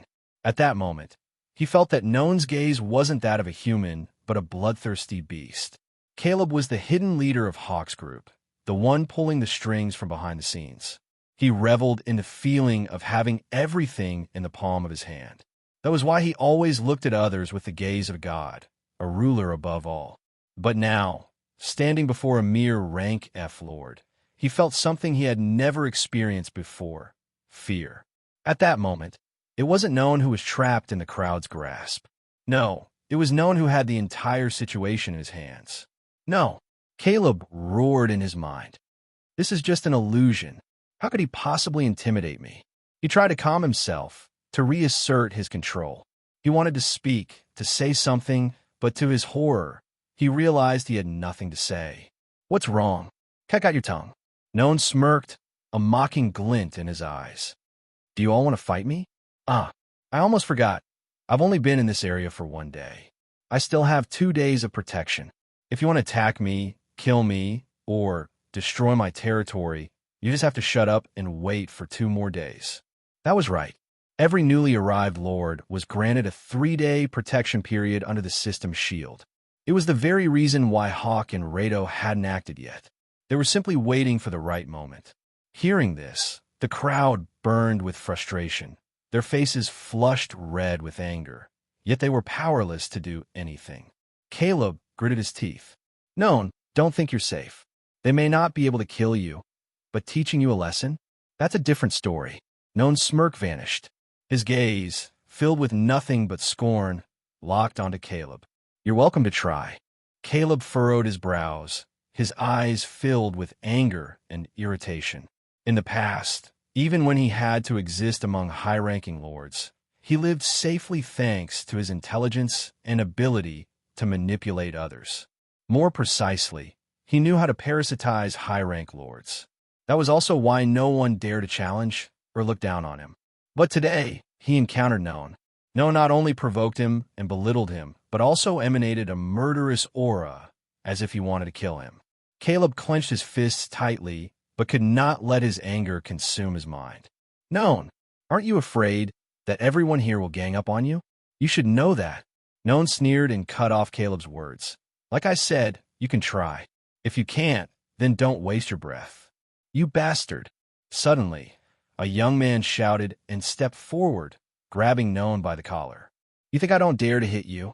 He raised his hand without hesitation and punched straight at Noan's face. However, the moment his arm swung up, it abruptly halted midair, trembling slightly but unable to move downward. What's wrong? Noan smirked. Can't hit me. You bastard. What the hell did you just do? The young man roared in fury. He felt something incredibly strange, like countless invisible threads bound his arm, suspending it in the air. Seeing the young man unable to throw his punch, the crowd grew impatient and annoyed. Oi, can you hit him or not? If you can't, step aside and let me do it. That's right. What's the point of acting tough? In the end, you're just a coward. If you're not going to do it, let me. Damn it. I thought he would teach that bastard a lesson, but in the end, he's just another spineless fool. The crowd erupted in anger, shouting and cursing at the young man. However, Caleb was different. He felt that something was off. He furrowed his brows, staring at the young man's arm, which remained suspended in midair, his eyes filled with confusion. However, when Caleb looked at the young man's face, he didn't think the man was acting. Then what exactly was happening? You bastard. You. The young man began to panic, but all he could do was curse at Noan because his hero had remained back at his domain. That's right. Whenever a gathering was held, everyone had to leave their heroes and soldiers behind at their domains. This was a rule established by Hawk. Even though Hawk possessed a rank D hero, he did not want to risk facing an overwhelming army. If the lords here ever united, Hawk would likely be crushed under the sheer number of troops and heroes. Noan glanced at the young man, then slowly pried off the hand gripping his collar. But even after that, the young man remained motionless, his body as rigid as stone. Another man, upon seeing this, grew furious and approached him. Are you messing with me? You AAA. His scream abruptly rang out as the young man was suddenly lifted into the air. That's right. Just as if an invisible hand had grabbed him, he was pulled upward and suspended in midair. The crowd gasped in terror, instinctively retreating, their eyes filled with disbelief and fear. Especially Caleb. He stared horror at the young man, floating more than 5 meters above the ground. What the hell is happening? Is this magic? Caleb cursed inwardly. Impossible. He's just a rank F Lord. How could he possibly have a hero capable of using magic. If he did, my hero would have sensed it and warned me. But my hero is silent, which means this isn't magic. Then what the hell is going on? Noan paid no attention to what the others were thinking. He dusted off his clothes and then spoke. As I said, you can come to me if you want food supplies. But if you can't defeat me, the consequences will be terrifying. He finished speaking and then cast a provocative glance toward Hawk before turning away and leaving. Noan had only intended to develop in silence. If no one attacked him, he wouldn't attack anyone either. He planned to wait until he had enough strength to defend himself against even high-rank lords or those of superior levels. Only then would he begin to fight. However, the tree wished for stillness, but the wind would not cease. Caleb and Hawk refused to leave him in peace, constantly disturbing and testing his limits. Before leaving, Noan left behind a final remark. Don't think that just because the tiger doesn't roar, the jungle has no master. It stays silent only because it is hunting. If it roars, the prey will flee. With that, Noan disappeared into the distant fork in the road. Thud! A dull sound like a sandbag hitting the ground. Everyone turned their heads and saw the young man from before collapsed on the ground, unconscious. Amidst the crowd's distraction, Caleb had already slipped away. Hawk glanced at Caleb, then left his subordinates to continue organizing groups to search for food while he quietly followed behind him. Inside the wooden house, Caleb sat motionless in his chair, his expression so dark and murderous that it sent shivers down Hawk's spine. "Boss," Hawk finally spoke. "Do you want me to kill him?" Caleb cast a cold, disdainful glance at Hawk. "Is there nothing else in your head? He holds a great secret. If we don't extract that secret from him, his death is meaningless. Besides, he still has 2 days of protection. What can you do besides hitting him? And if he chooses to hide in his domain indefinitely, what then?" Hawk lowered his head, his jaw clenched, frustration boiling inside him. However, he couldn't direct that frustration at Caleb, his leader. Instead, all his resentment turned toward Noan.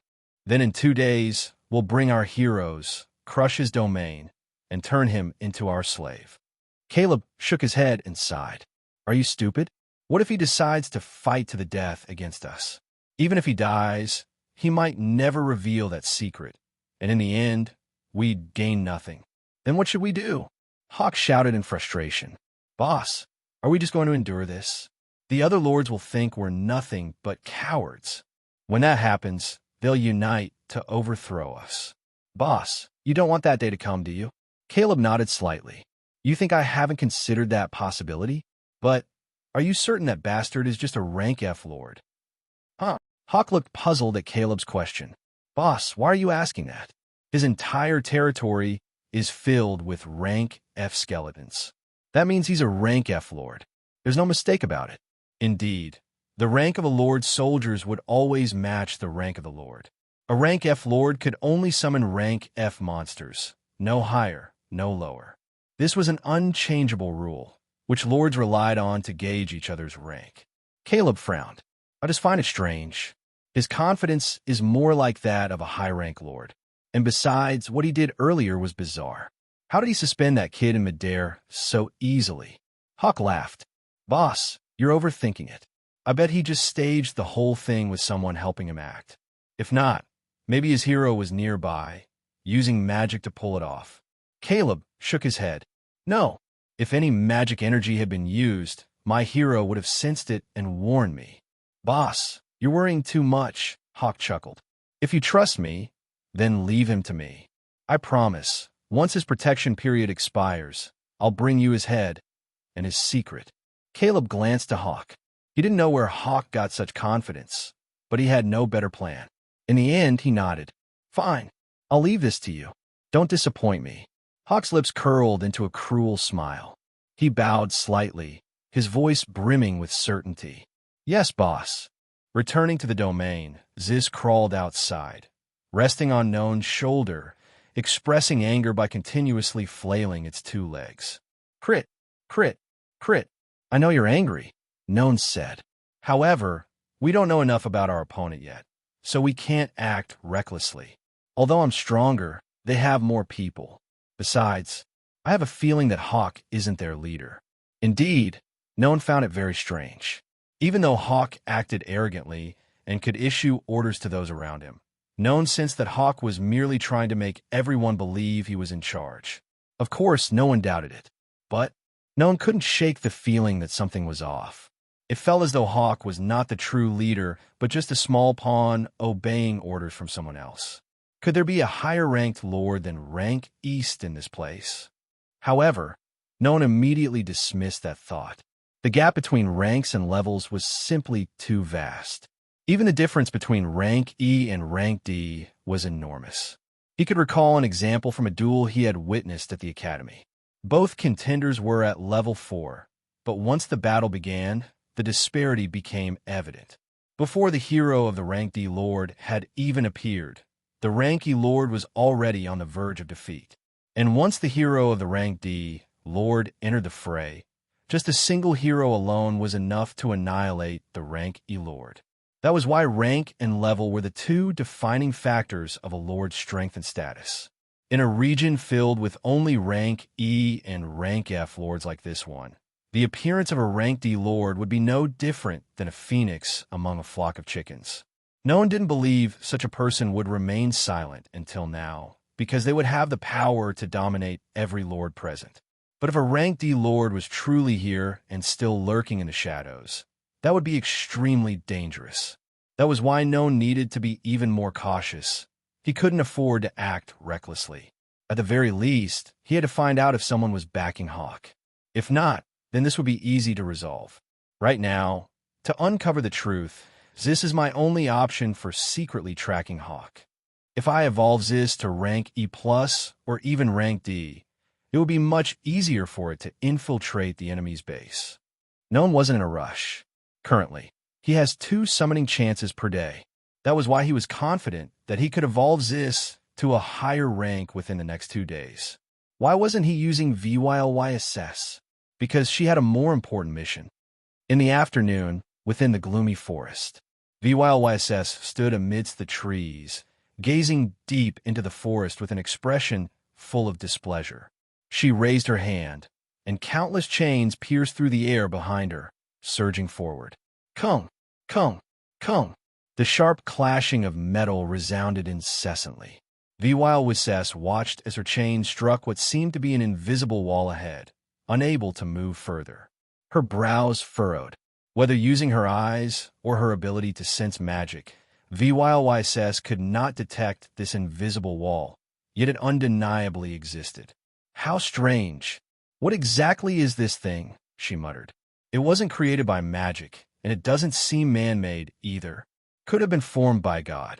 The thought unsettled her slightly. She shook her head and decided to try again. This time, a magic circle materialized before her, and from it emerged a black sphere brimming with an immense magical force. With a wave of her hand, the sphere shot toward the invisible wall at a speed akin to a cannonball being fired. Bam! The dark sphere collided with the wall and exploded. A deafening noise erupted as a shock wave swept outward like a raging storm, obliterating everything in its path. The ground trembled, and the towering trees surrounding the area, each over 10 meters tall, were felled by the violent blast. Far away, in a small wooden house by the river, what do you plan to do next? Hawk sat on a chair with his arms crossed, his face irritated as he glared at Rado. Ha! His performance today surprised me a little. So, Hawk, you'll have to pay me a bit more, Rado said, gesturing to demand additional payment. Huh? Hawk snorted disdainfully. I think you're just trying to scam me. You haven't done anything yet, and you're already asking for more money. Hawk, you know well that he still has 2 days of protection. How could I possibly kill him right now? Rado chuckled. Even after those 2 days, killing him without raising suspicion from the boss will be extremely difficult. Extracting secrets from that brat's mouth is even harder than killing him. That's why you need to pay more. Don't you agree? Hawk frowned, pondering momentarily before pulling out 2 food capsules and tossing them to Rado. After effortlessly catching the 2 food capsules, Rado smirked. Hawk, I'm not a beggar. The secret he holds is enormous. What if I were to reveal it to everyone? Tisk. Hawk clicked his tongue in annoyance, then took out 10 more capsules, placing them on the table. Once this is done, all of these will be yours. Haha. Rado laughed heartily. Thank you, Hawk. 2 days from now, I promise you won't be disappointed. Rado turned and left. The moment the door closed, a voice emerged from the shadows. Are you going to let him handle this? A woman stepped forward from the darkness. She was somewhat beautiful, but her eyes carried a cunning sharpness that made others uneasy. What do you think I should do? I can't handle this alone. I need Rado's help. This mission is too important. As long as we extract that secret from the brat's mouth, I can kill him. But you saw it too. He seems determined to take that secret to his grave. So, we'll have to use a different approach. The woman scoffed. Resorting to trickery and manipulation? Are you sure that'll work? I don't know, but the chances of success are high. Rado has infiltrated multiple Lord factions before. I trust he can get it done. It's just, I worry that he'll betray me once he gets the secret. Ha ha. The woman suddenly laughed aloud. Then once this is over, we can always. She didn't finish her sentence. Instead, she gestured across her neck, mimicking a blade slicing through. Hawk glanced at her, about to say something, when suddenly, a deafening explosion shook the air. Bam! A violent shock wave blasted through the area, causing the wooden house to tremble violently, as if it was about to collapse. What the hell was that? Hawk's face was pale with fear, but he didn't dare move. Just as startled, the woman sat frozen on the ground, her previous arrogance replaced by a look of distress as she glanced at Hawk, almost as if pleading for reassurance. However, the shaking soon subsided, and silence returned. Hawk and the woman remained motionless, straining their ears for any sign of danger. They slowly rose to their feet and stepped outside after confirming that nothing else was happening. Hawk narrowed his eyes toward the distance, frowning. It looks like something just exploded in the gloomy forest. In the direction he was staring, a massive cloud of dust billowed into the sky, blanketing a vast area. The scene resembled the aftermath of a meteor crashing into the earth. His gaze shifted to the one-horned rhino in front of the wooden house. The beast lay motionless, its head pressed to the ground, body trembling slightly, as if it had just sensed something utterly terrifying. Hawk suddenly recalled stories from other lords who had ventured into the forest. The gloomy forest was teeming with bizarre zombies, some so powerful they defied comprehension. He was now certain that the explosion had been caused by a high-level zombie. This is terrifying. Hawk thought to himself, just how powerful must that creature be to cause such a catastrophic blast? In the evening, Noan was sitting inside the house when he suddenly heard a knock on the door. He frowned, thinking, could it be that those lords have decided to come here to ask for food and medicine? He was certain that after what he had said, those people wouldn't dare come looking for him anytime soon. On the contrary, he wasn't worried about any lord attacking him, not even Hawk. At the moment, he still has the system's protection. If they wanted to fight him, that was possible, but killing him was impossible. Previously, he endured and let Hawk beat him because he wanted peace to develop in silence. But if he were ever pushed to the brink, he would retaliate. Crit, crit. Suddenly, Zis appeared, chirping twice. It repeatedly waved its front legs as if trying to say something. Seeing its expression, Noan frowned, nodded, and said, I understand. After speaking, he stood up and walked toward the door. He saw a tall, burly man standing before him when he opened it. Ha ha, greetings! Rado held a torch in his hand, laughing as he spoke. Behind him stood an orc that Noan had seen earlier that morning. You came to get more food and medicine? Noan frowned as he asked. You got it wrong. That's not my intention. Rado quickly said, do you think I'm a greedy type? Noan crossed his arms. Then what do you want? Rado chuckled. Ha ha. This morning, you also heard about the lords who fled, right? Noan nodded. Seeing Noan remain silent and expressionless, Rado felt a little awkward. Well, you want my help in finding them? Noan immediately stated Rado's intention, making him flinch. That's right, haha. That forest is quite dangerous, but there are also many things inside that would surprise you. Noan frowned. Are you saying there's a treasure inside? Exactly. Rado nodded. Well, not exactly a treasure, but the truth is the forest holds several valuable things, including food. That's why the other lords all want to venture in. However, there are also zombies inside. That's why I think we could work together. Give me a reason, Noan said. Collaboration is possible, but I need a reasonable justification. Rado stared at Noan, feeling increasingly irritated. This brat was becoming more difficult to deal with, completely different from this morning. You bastard. Just wait until you enter the gloomy forest. Let's see if you can still keep that arrogant attitude then. Rado cursed inwardly. However, his expression remained unchanged as he quickly said, although the forest is dangerous, it also contains many treasures. If we work together, we won't have to worry about the zombies anymore. You help me find the other lords, and I'll help you find the treasure. If we succeed, we split it evenly, half for you, half for me. Besides, I can show you a secret area where you can gather food. A secret area? Noan frowned, his eyes carrying a trace of doubt as he looked at Rado. That's right. Rado nodded. I don't intend to keep it from you, but it's difficult for me to reveal such a secret if you don't cooperate. Think about it. I've been here for days, and I've been able to live comfortably because I know of a hidden place where food can be gathered. Hawk's group definitely has no idea about its existence. Noan furrowed his brows, still keeping his skeptical gaze on Rado. Aren't you afraid I'll spread this to everyone? Ha ha! I trust you because you're like me. We both want to overthrow Hawk. Rado gritted his teeth and said, that bastard is forcing us into a dead end. Noan stared at Rado for a long moment before finally saying, fine. When do we leave? In 2 days. Rado answered immediately. The lords who ran away likely just got lost. If they don't return within 2 days, we can search for them together. You didn't hear the explosion this afternoon? Noan suddenly interrupted. I'm certain a powerful monster in the gloomy forest caused that explosion. Aren't you afraid? That. Rado flinched. There was a massive explosion in the gloomy forest earlier today.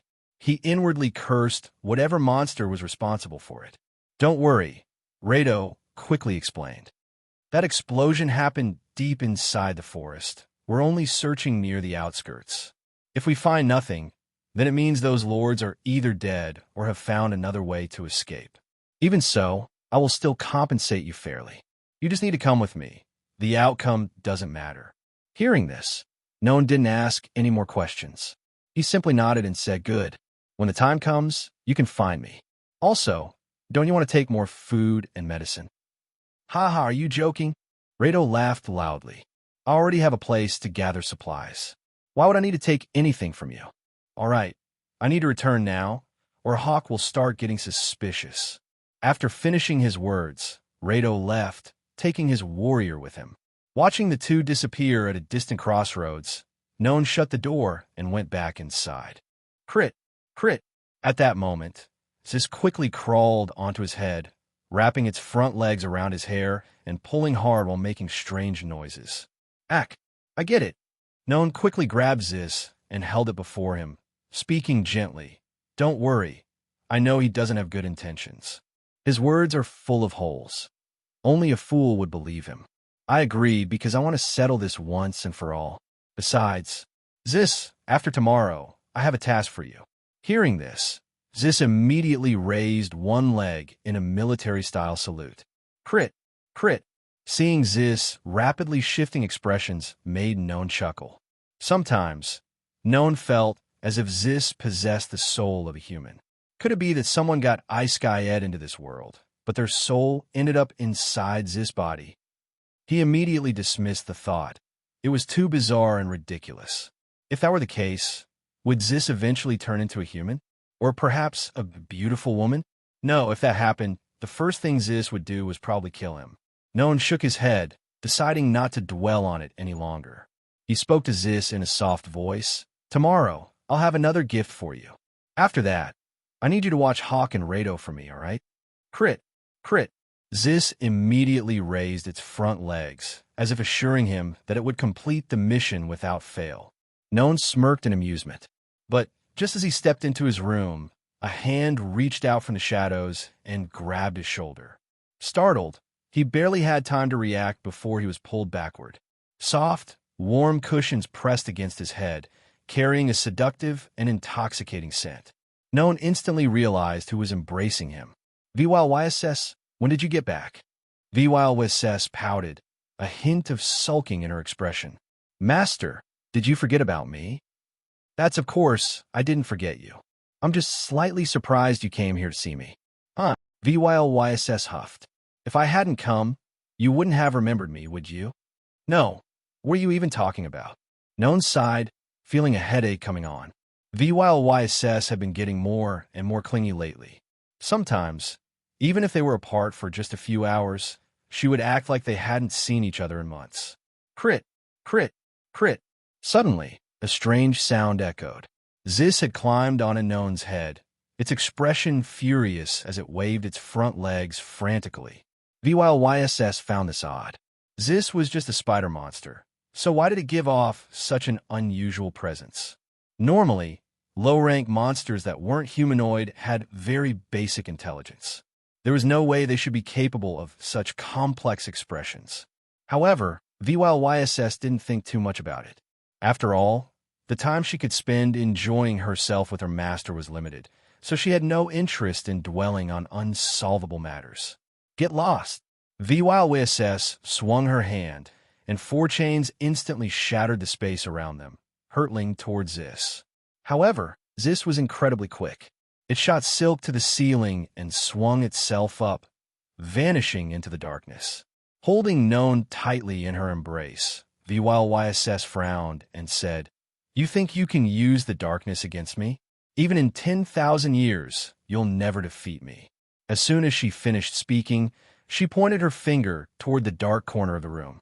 The chains began to move, slithering like serpents toward the direction she had indicated. Clang! Clang!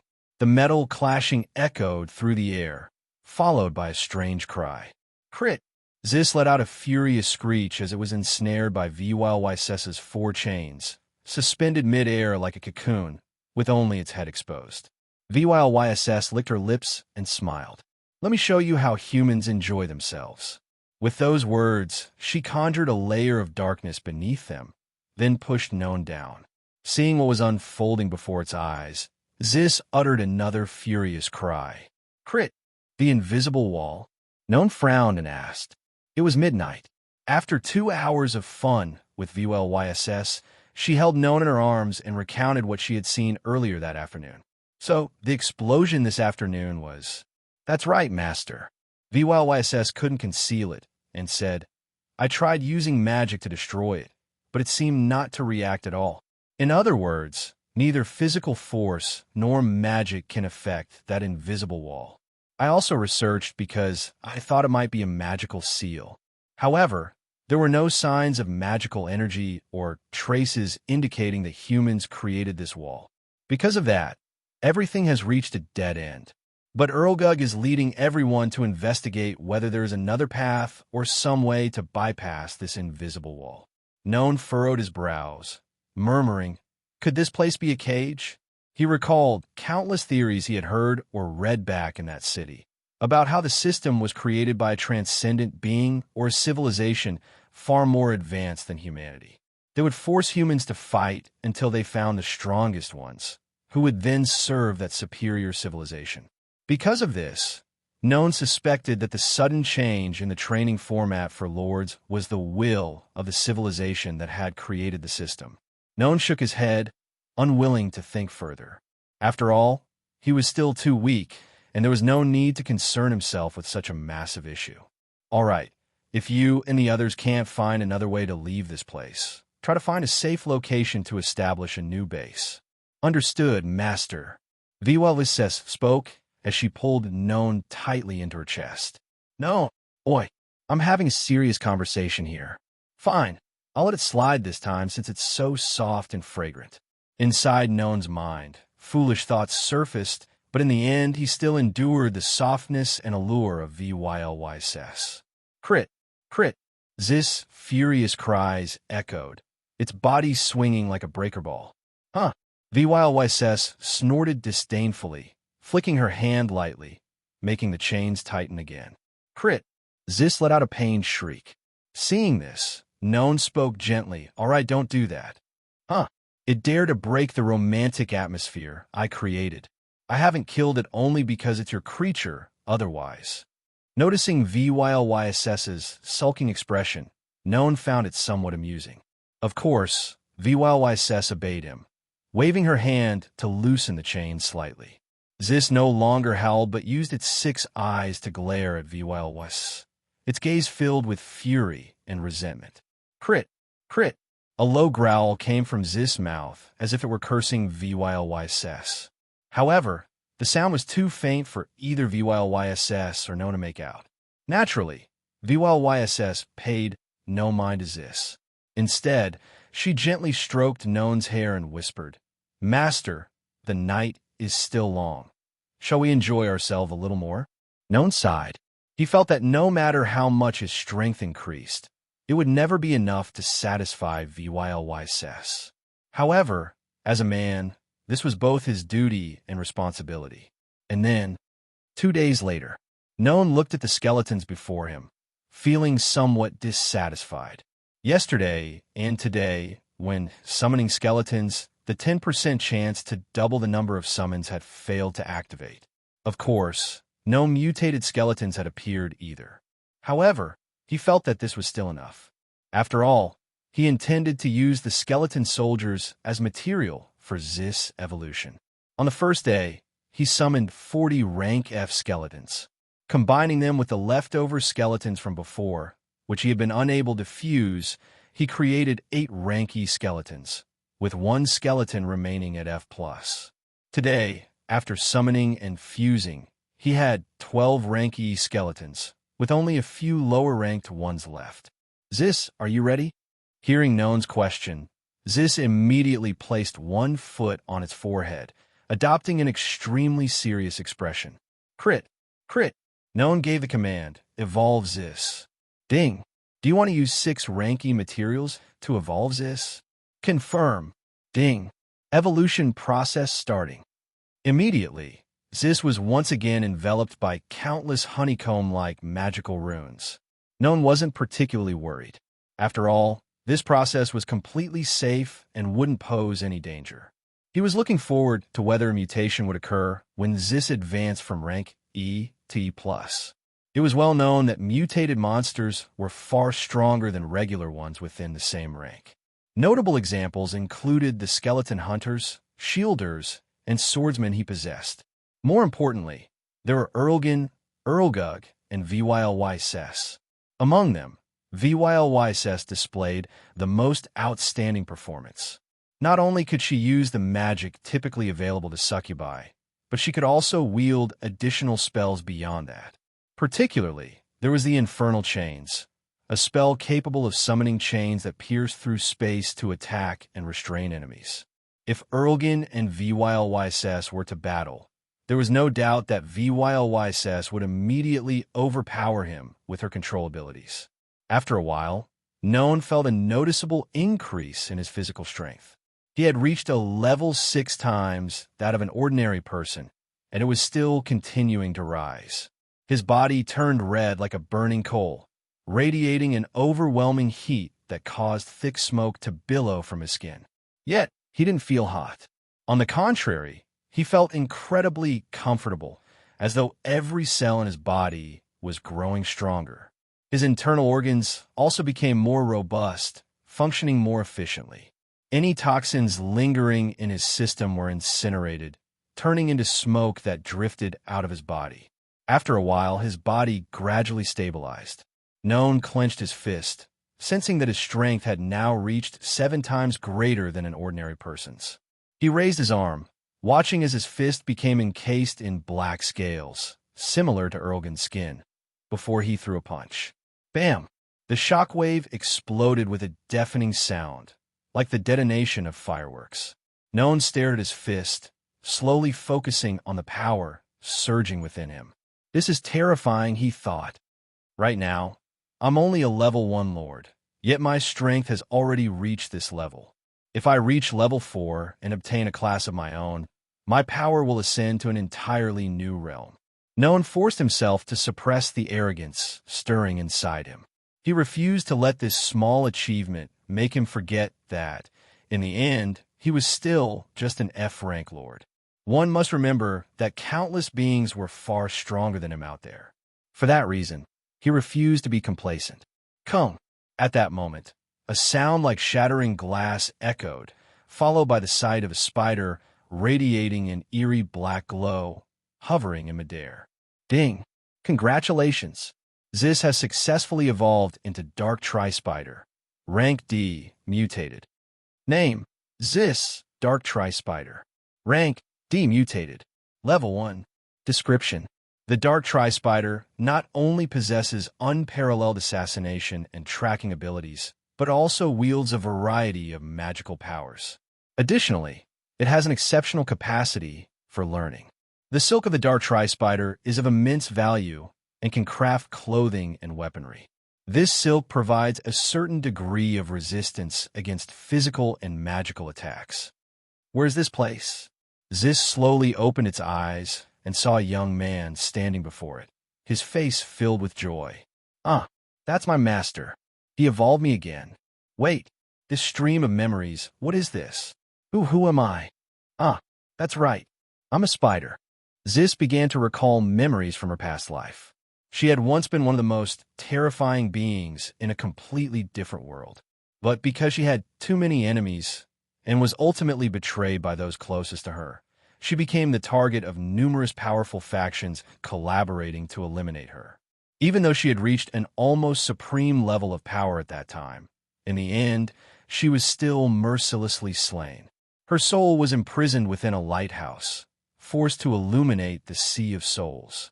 She would remain there until the energy in her soul was completely depleted, at which point she would truly perish, turning to dust and vanishing from existence.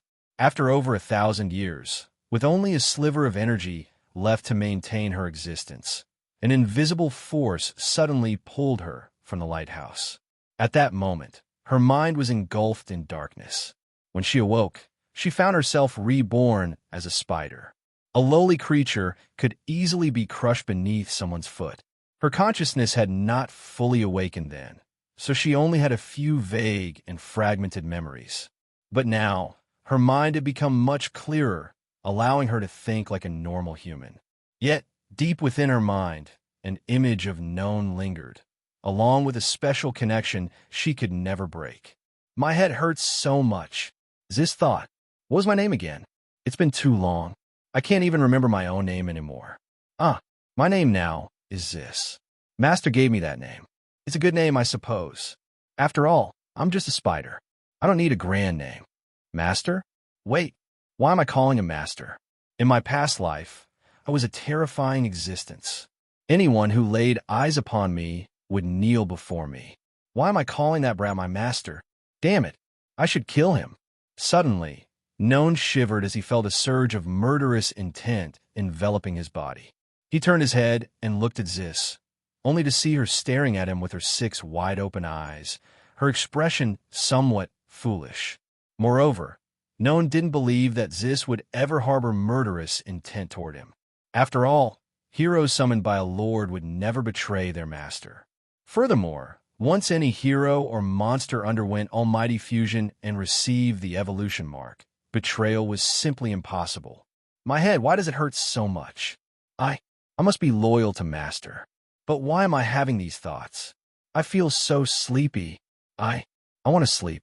Moments later, all 6 of Zis' eyes blinked, her once conflicted expression replaced by a foolishly content look as she stared at Noan.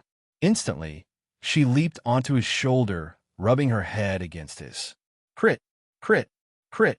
Zis chirped excitedly, waving her front 2 legs as if overjoyed.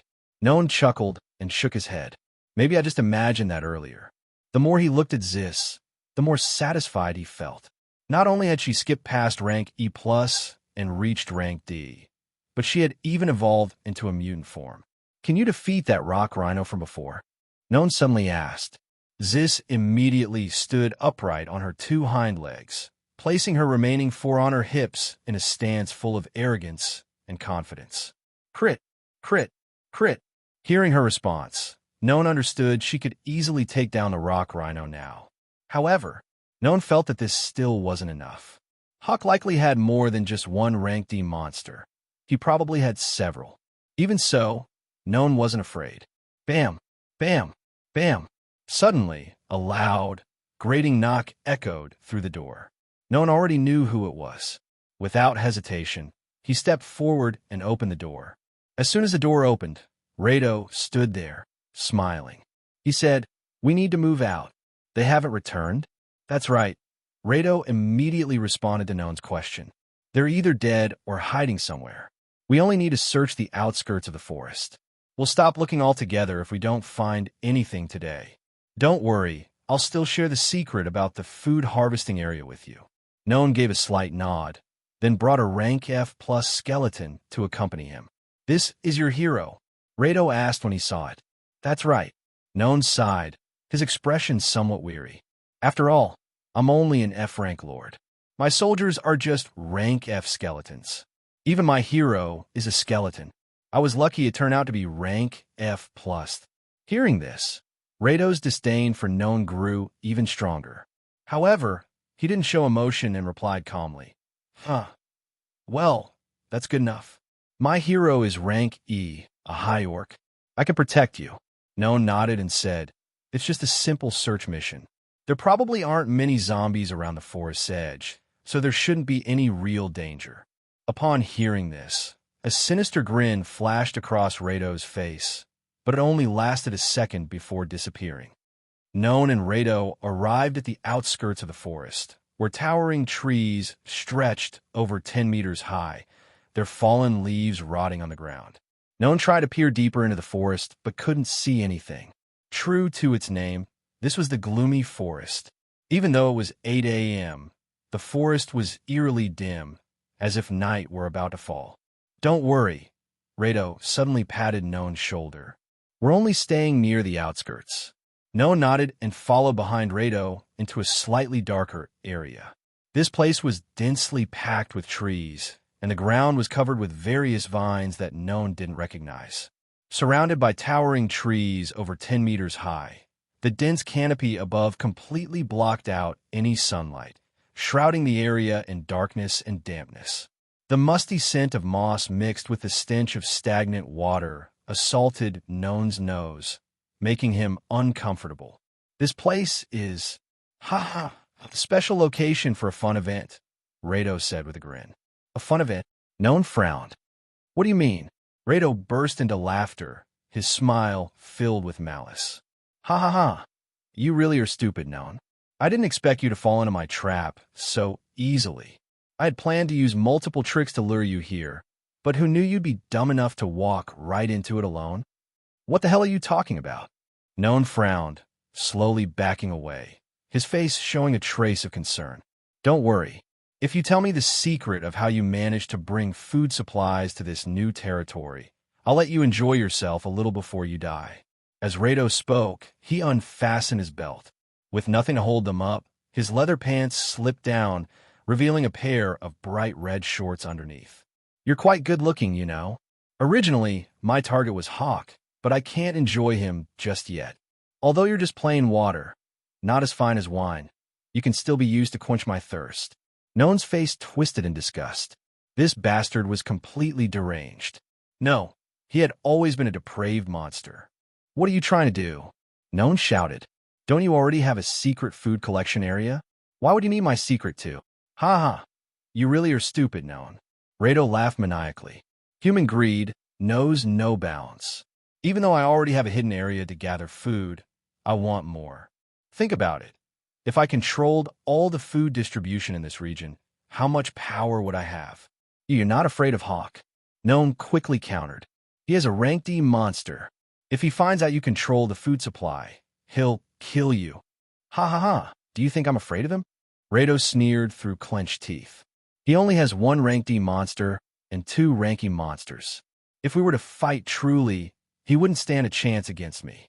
However, I don't want Big Brother to find out about this either. That's why, haha. Noan, if you die here today, no one will ever know what happened. No one will ever learn your secrets or mine. Noan instinctively took a step back as if preparing to flee. But Rado, as if anticipating his thoughts, smirked and spoke. Are you trying to run?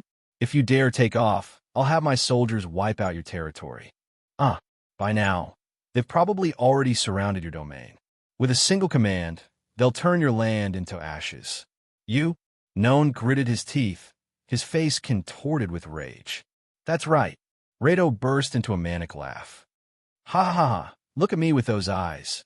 It excites me, Noan. Ha ha ha, you? Ha ha. Suddenly, Noan started laughing, causing Rado to frown in confusion. What the hell are you laughing at? Noan took a deep breath, suppressing his emotions before looking directly at Rado. I'm laughing because you're an idiot. What? Hawk rode on the rock rhino at noon, standing near the gloomy forest. This place was secretive because reaching it required passing through Hawk's toll station and then traveling another 2 miles into the forest. Strange. Hawk frowned, muttering to himself. Rado promised to bring that bastard here by noon. Why hasn't he shown up yet? It was already noon, and the sun was directly overhead, but there was still no sign of Rado. A sense of unease crept into Hawk's heart. He wasn't worried about Noan defeating Rado. That was impossible. It was well known that Rado was a Rank E Lord who had reached level 2, whereas Noan was merely a Rank F Lord, and most capable of reaching level 1. Moreover, Rado possessed an E+ rank hero. He could easily emerge victorious, even if he faced 5 Rank F Lords at once. Hawk truly feared that after obtaining Noan's secret, Rado would keep it to himself and betray him. In this barren land, having a food supply was enough to determine the fate of countless lords. TSK, how long does that bastard plan to keep me waiting? Hawk muttered impatiently under his breath. Rustle, rustle. Suddenly, a sound came from the bushes opposite him, as if someone was hiding within. Hawk frowned and barked. Who's there? It's me. Rado emerged from the bushes. Seeing Rado's body covered with a few wounds, Hawk frowned and asked, What happened? Where's that bastard? Rado snorted in frustration and grumbled. Damn it. I should be the one asking you that. What do you mean? Hawk asked, puzzled. You told me he was just a Rank F Lord, right? Rado dusted himself off as he walked closer to Hawk. That's right. Hawk replied with a frown. Damn it. That information was wrong. He's a Rank E Lord, level 1. Impossible. Hawk immediately refuted. I saw his soldiers myself. Just a few skeletons. How could he possibly be Rank E? How the hell should I know? Rado shouted in frustration. He suddenly summoned a Rank E hero. I nearly got killed by him. Luckily, I brought all 3 of my heroes with me. Otherwise, I would have been dead. Hawk found it hard to believe, but seeing the fresh wounds on Rado's body, the lingering traces of blood, and the anger on his face, he began to believe, at least somewhat. However, Hawk only trusted Rado to a small extent. He couldn't completely rule out the possibility that Rado had learned the secret, killed Noan, and was now pretending that Noan had escaped. You didn't chase after him? Hawk asked suspiciously. Chase him, Rado yelled. He ran into the gloomy forest. Do you think I have a death wish? You know about that explosion, don't you? How the hell do you expect me to chase him in there? I'm not an idiot. Hawk was still skeptical, but Rado had stopped right before him and spoke impatiently. Help me out here. Take me into the gloomy forest to find that brat. Are you giving me orders? Hawk frowned. Ha ha. Hawk, even now, you still have that arrogant attitude. Rado scoffed. You realize that if we don't find that brat soon, the boss will not let us live. At those words, a sense of anxiety crept into Hawk's heart. That was right. Hawk had assured Caleb that he would bring Noan back, along with the secret. But if Noan escaped, Caleb would surely be furious. The thought of the boss's wrath and the possibility of being torn into 100 pieces made Hawk shudder. He glanced at Rado, still harboring suspicions, but immediately declared, Fine, but I'll be bringing all of my heroes with me. Of course. Rado showed no fear or hesitation. Instead, he spat angrily. We're going into the gloomy forest. I don't want to die early, either. Bring as many monsters as you can. Hawk frowned, feeling a bit confused. He thought to himself, could he be telling the truth? Is Noan really a Rank E Lord? That would explain how he managed to escape from Rado. No, I must remain vigilant. That bastard Rado is far from trustworthy. Hawk had known Rado for a long time. Even though they were in the same group, he could never fully trust him. A short while later, Hawk had gathered all his heroes at the location. He brought along 2 Rank E high orcs and a smaller rock rhino than his current riding. Seeing that Hawk had brought all of his heroes, a flicker of ruthlessness flashed across Rado's eyes, but it quickly disappeared. Ha ha! Now this makes me feel safe, Rado laughed. Let's go find that bastard. When we catch him, I'm going to torture him to death. But I have no intention of going deeper inside. Searching around the forest's edge should be enough. Damn it, that place is crawling with zombies, and there's even an unknown, terrifying entity in there. The risk is too great. Hearing Rado's words, Hawk felt puzzled. At first, he suspected that Rado was trying to lure him into the forest to ambush and kill him. Although he was a Rank E+ Lord, already at level 3, and even had a Rank D hero under his command, he couldn't completely rule out the possibility that Rado had gathered enough men to surround and attack him. But now, despite Hawk bringing all his heroes along, Rado showed no fear or hesitation. Instead, he seemed even happier. Hawk still found it odd, but he felt reassured since he had all his heroes with him and had only left soldiers behind to guard his territory. Even if Rado had gathered 10 other lords to ambush him, Hawk wouldn't be afraid. You said he escaped from here? Hawk frowned as he scanned his surroundings. He noticed nothing unusual. Even his rock rhino sensed no presence lurking nearby. Could he really be telling the truth? Is Noan truly a Rank E Lord? That's right. Rado's voice interrupted Hawk's thoughts. Earlier, I tricked him into coming here, planning to intimidate him into revealing his secret. But I never expected that. Rado trailed off, sighing before continuing. Though he wasn't a match for me, he managed to escape deeper into the gloomy forest. However, there are plenty of zombies inside. I doubt he'll last long before running back out. Hawk nodded upon hearing this and prepared to lead his heroes into the forest. He wasn't worried about Rado ambushing him. After all, Rado only had a single Rank E high orc with him, which posed no real threat to Hawk. As they ventured about 2 miles into the forest, an unsettling feeling began creeping up on Hawk. It wasn't the gloomy atmosphere of the forest that disturbed him. It was his instincts warning him that something terrible was about to happen. Hawk gazed deeper into the woods, where darkness thickened like a black mist, obscuring his vision. Frowning, he was about to command his rock rhino to turn back when Rado, who had been silent all this time, suddenly spoke. You're planning to turn back? Hawk frowned. That's right. He may have escaped in another direction. There's no need for us to waste our time here. Ha ha ha! Rado suddenly burst into laughter, a chilling, eerie sound that only amplified the growing sense of dread within Hawk. What the hell are you laughing at? Ha! Shut up. Right now. Hawk barked. Rado looked at Hawk and smirked. Sorry, but you can't leave. What do you mean? Clang, clang. Before Hawk could finish his sentence, the sharp sound of metal clashing echoed through the air.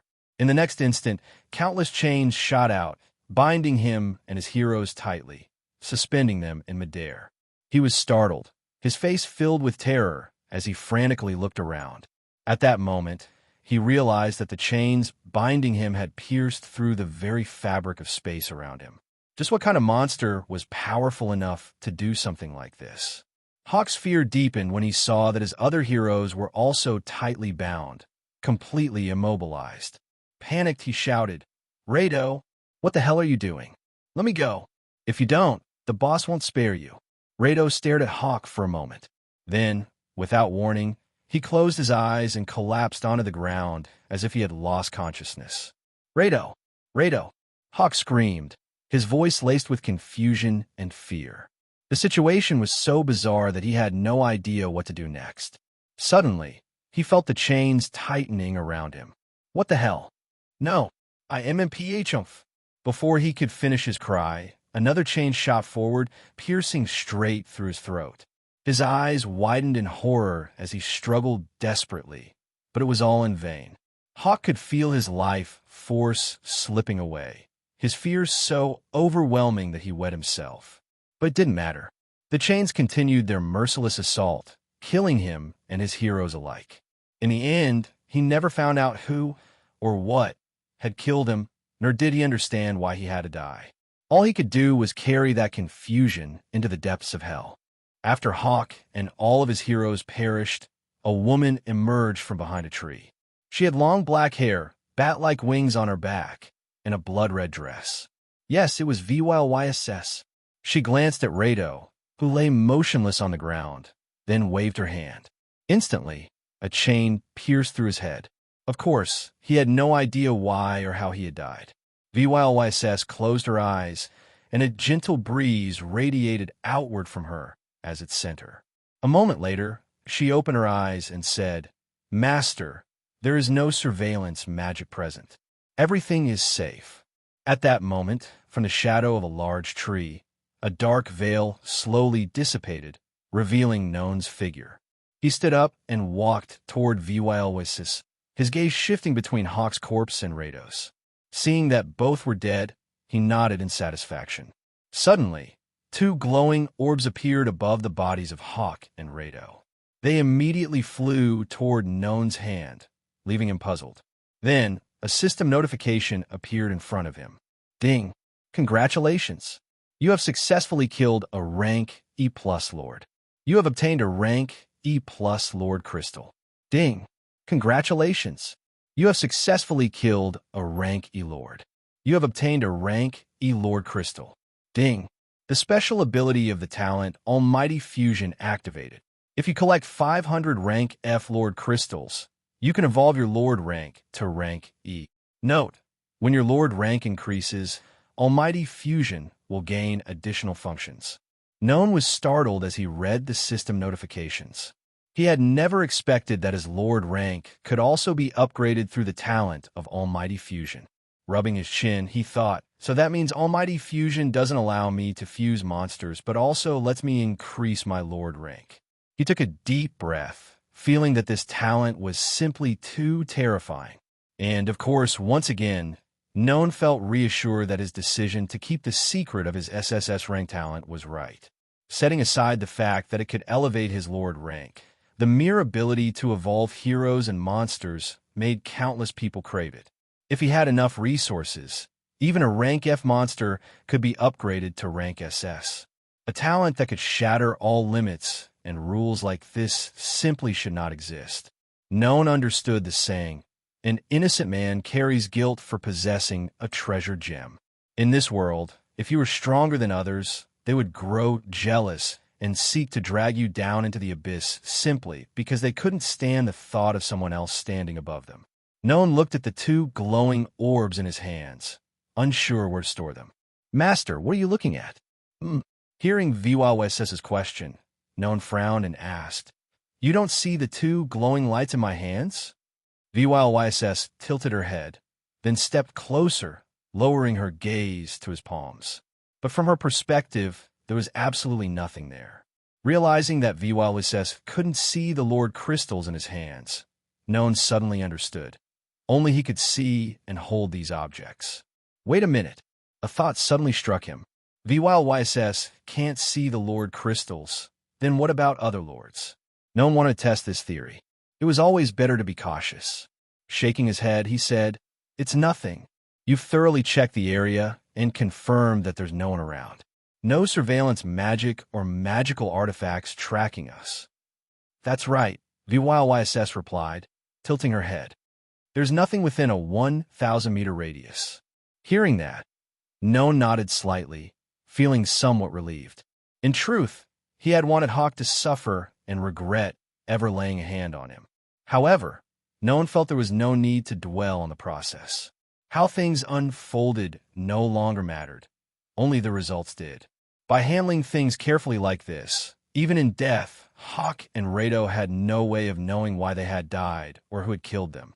Noan had made sure to leave no trace of himself behind.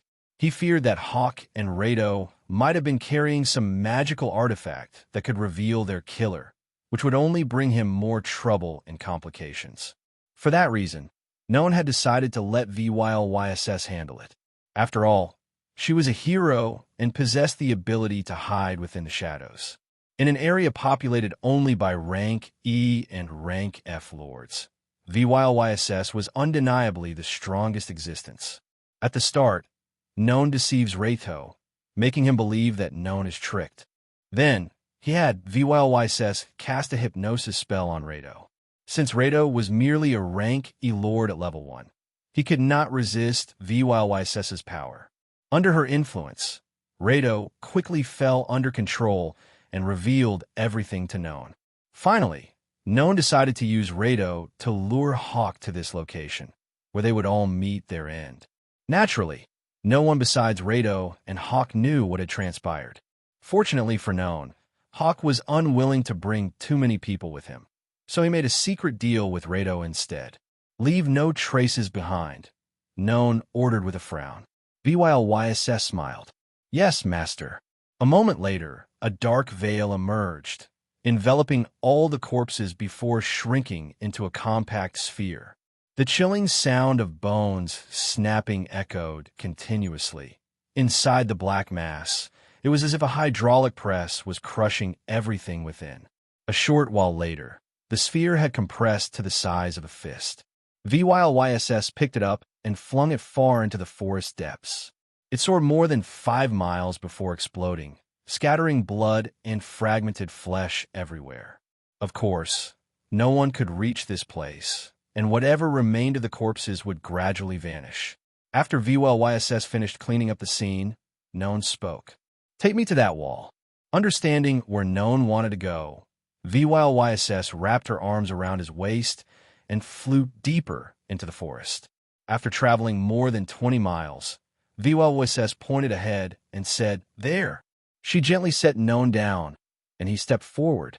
But after only a few steps, he was abruptly stopped by an invisible wall.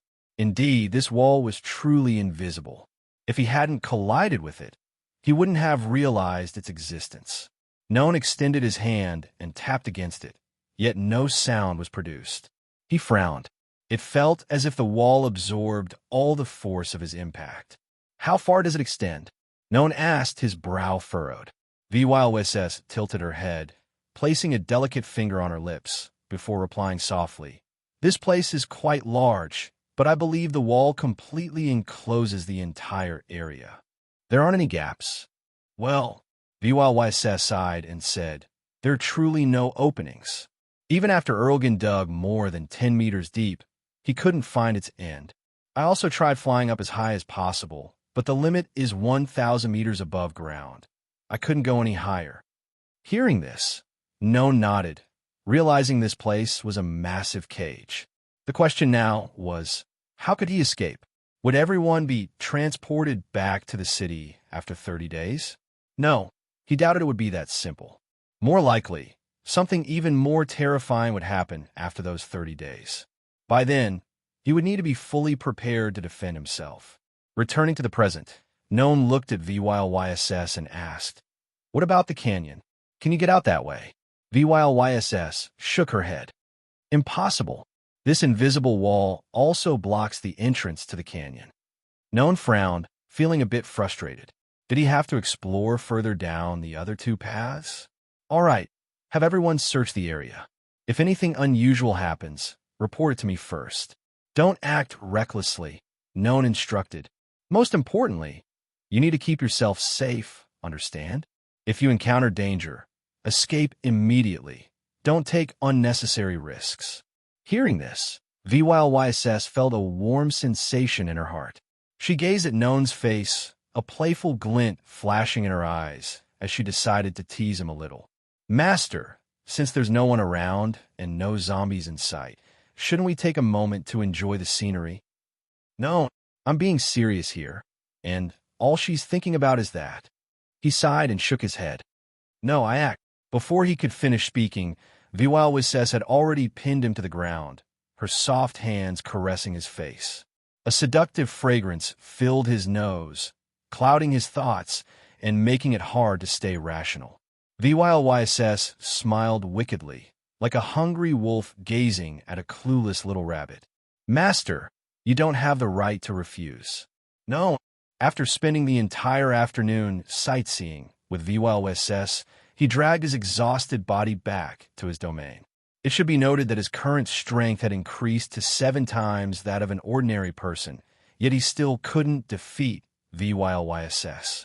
That alone was enough to understand just how powerful VYLYSS was.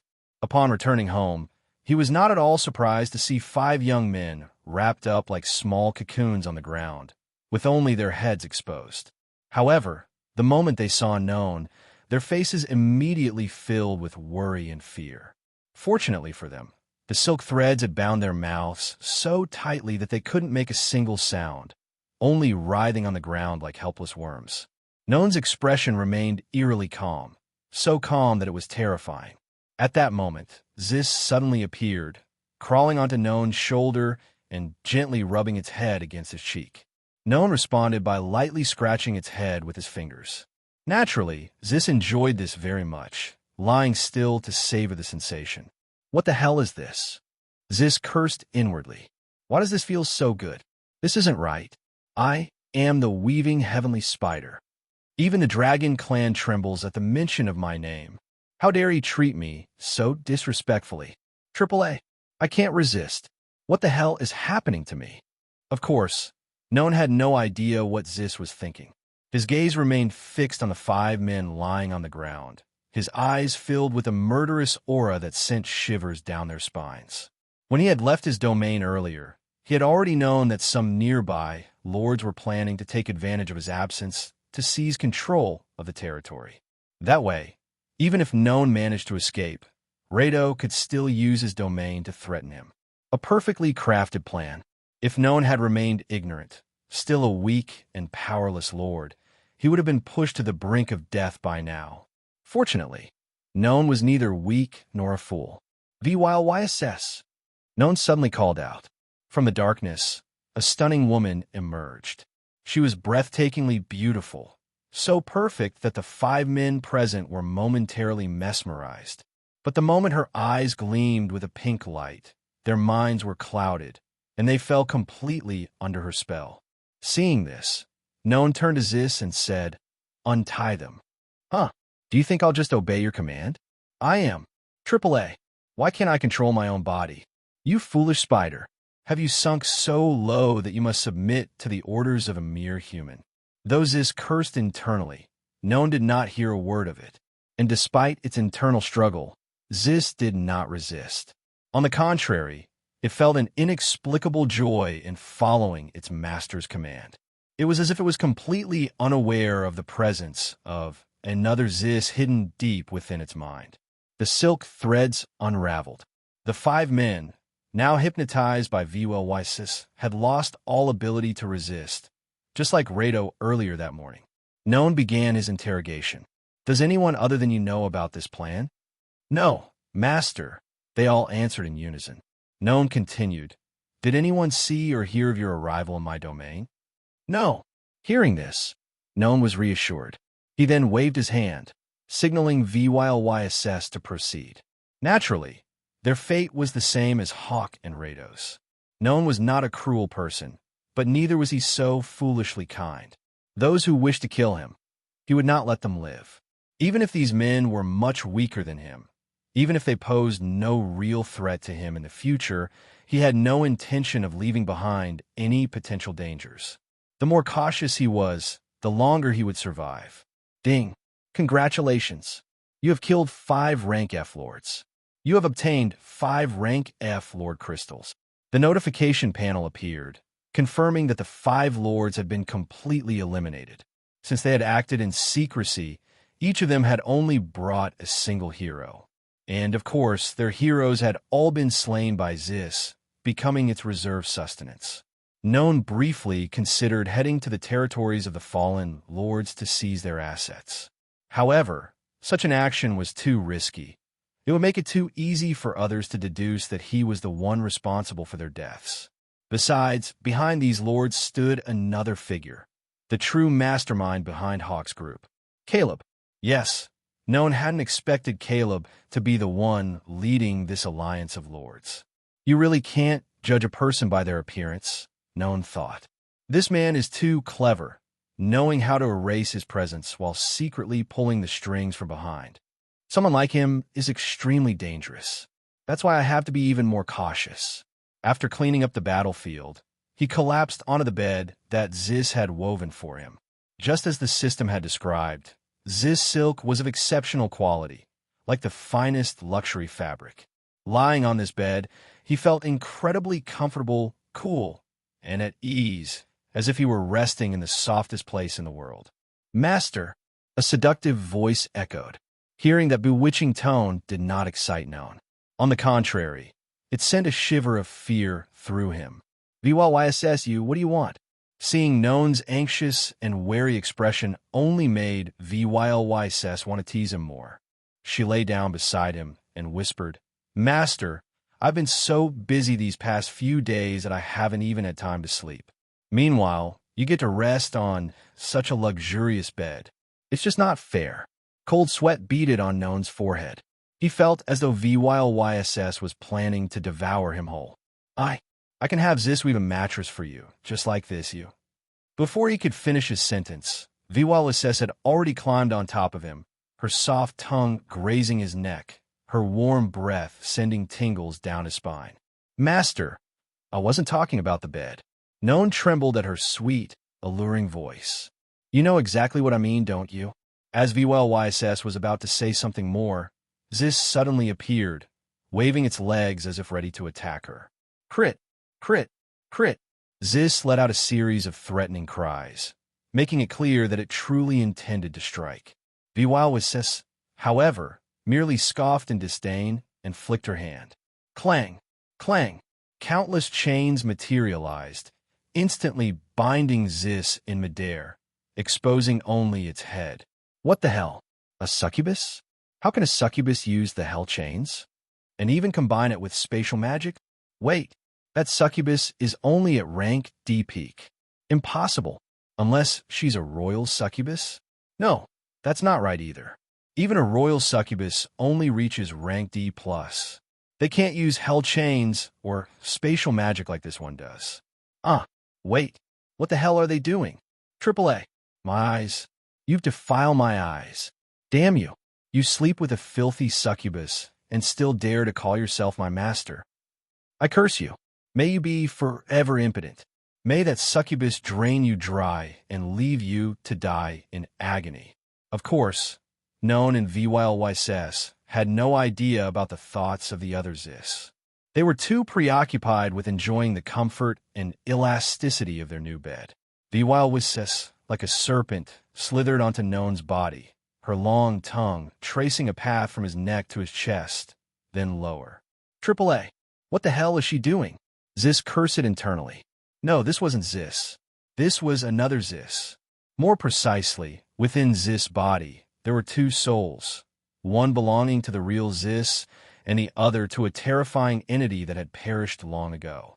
As VYLSS used her tongue to serve Noan, the other Ziz felt its eyes had been thoroughly contaminated. Not just one pair of eyes, 3 pairs. With multiple eyes, it could clearly witness everything without a single blind spot. Dear heavens, why must I endure this? Ziz fumed internally. You brought me back to life, but why must you taint my eyes like this? I can't even resist.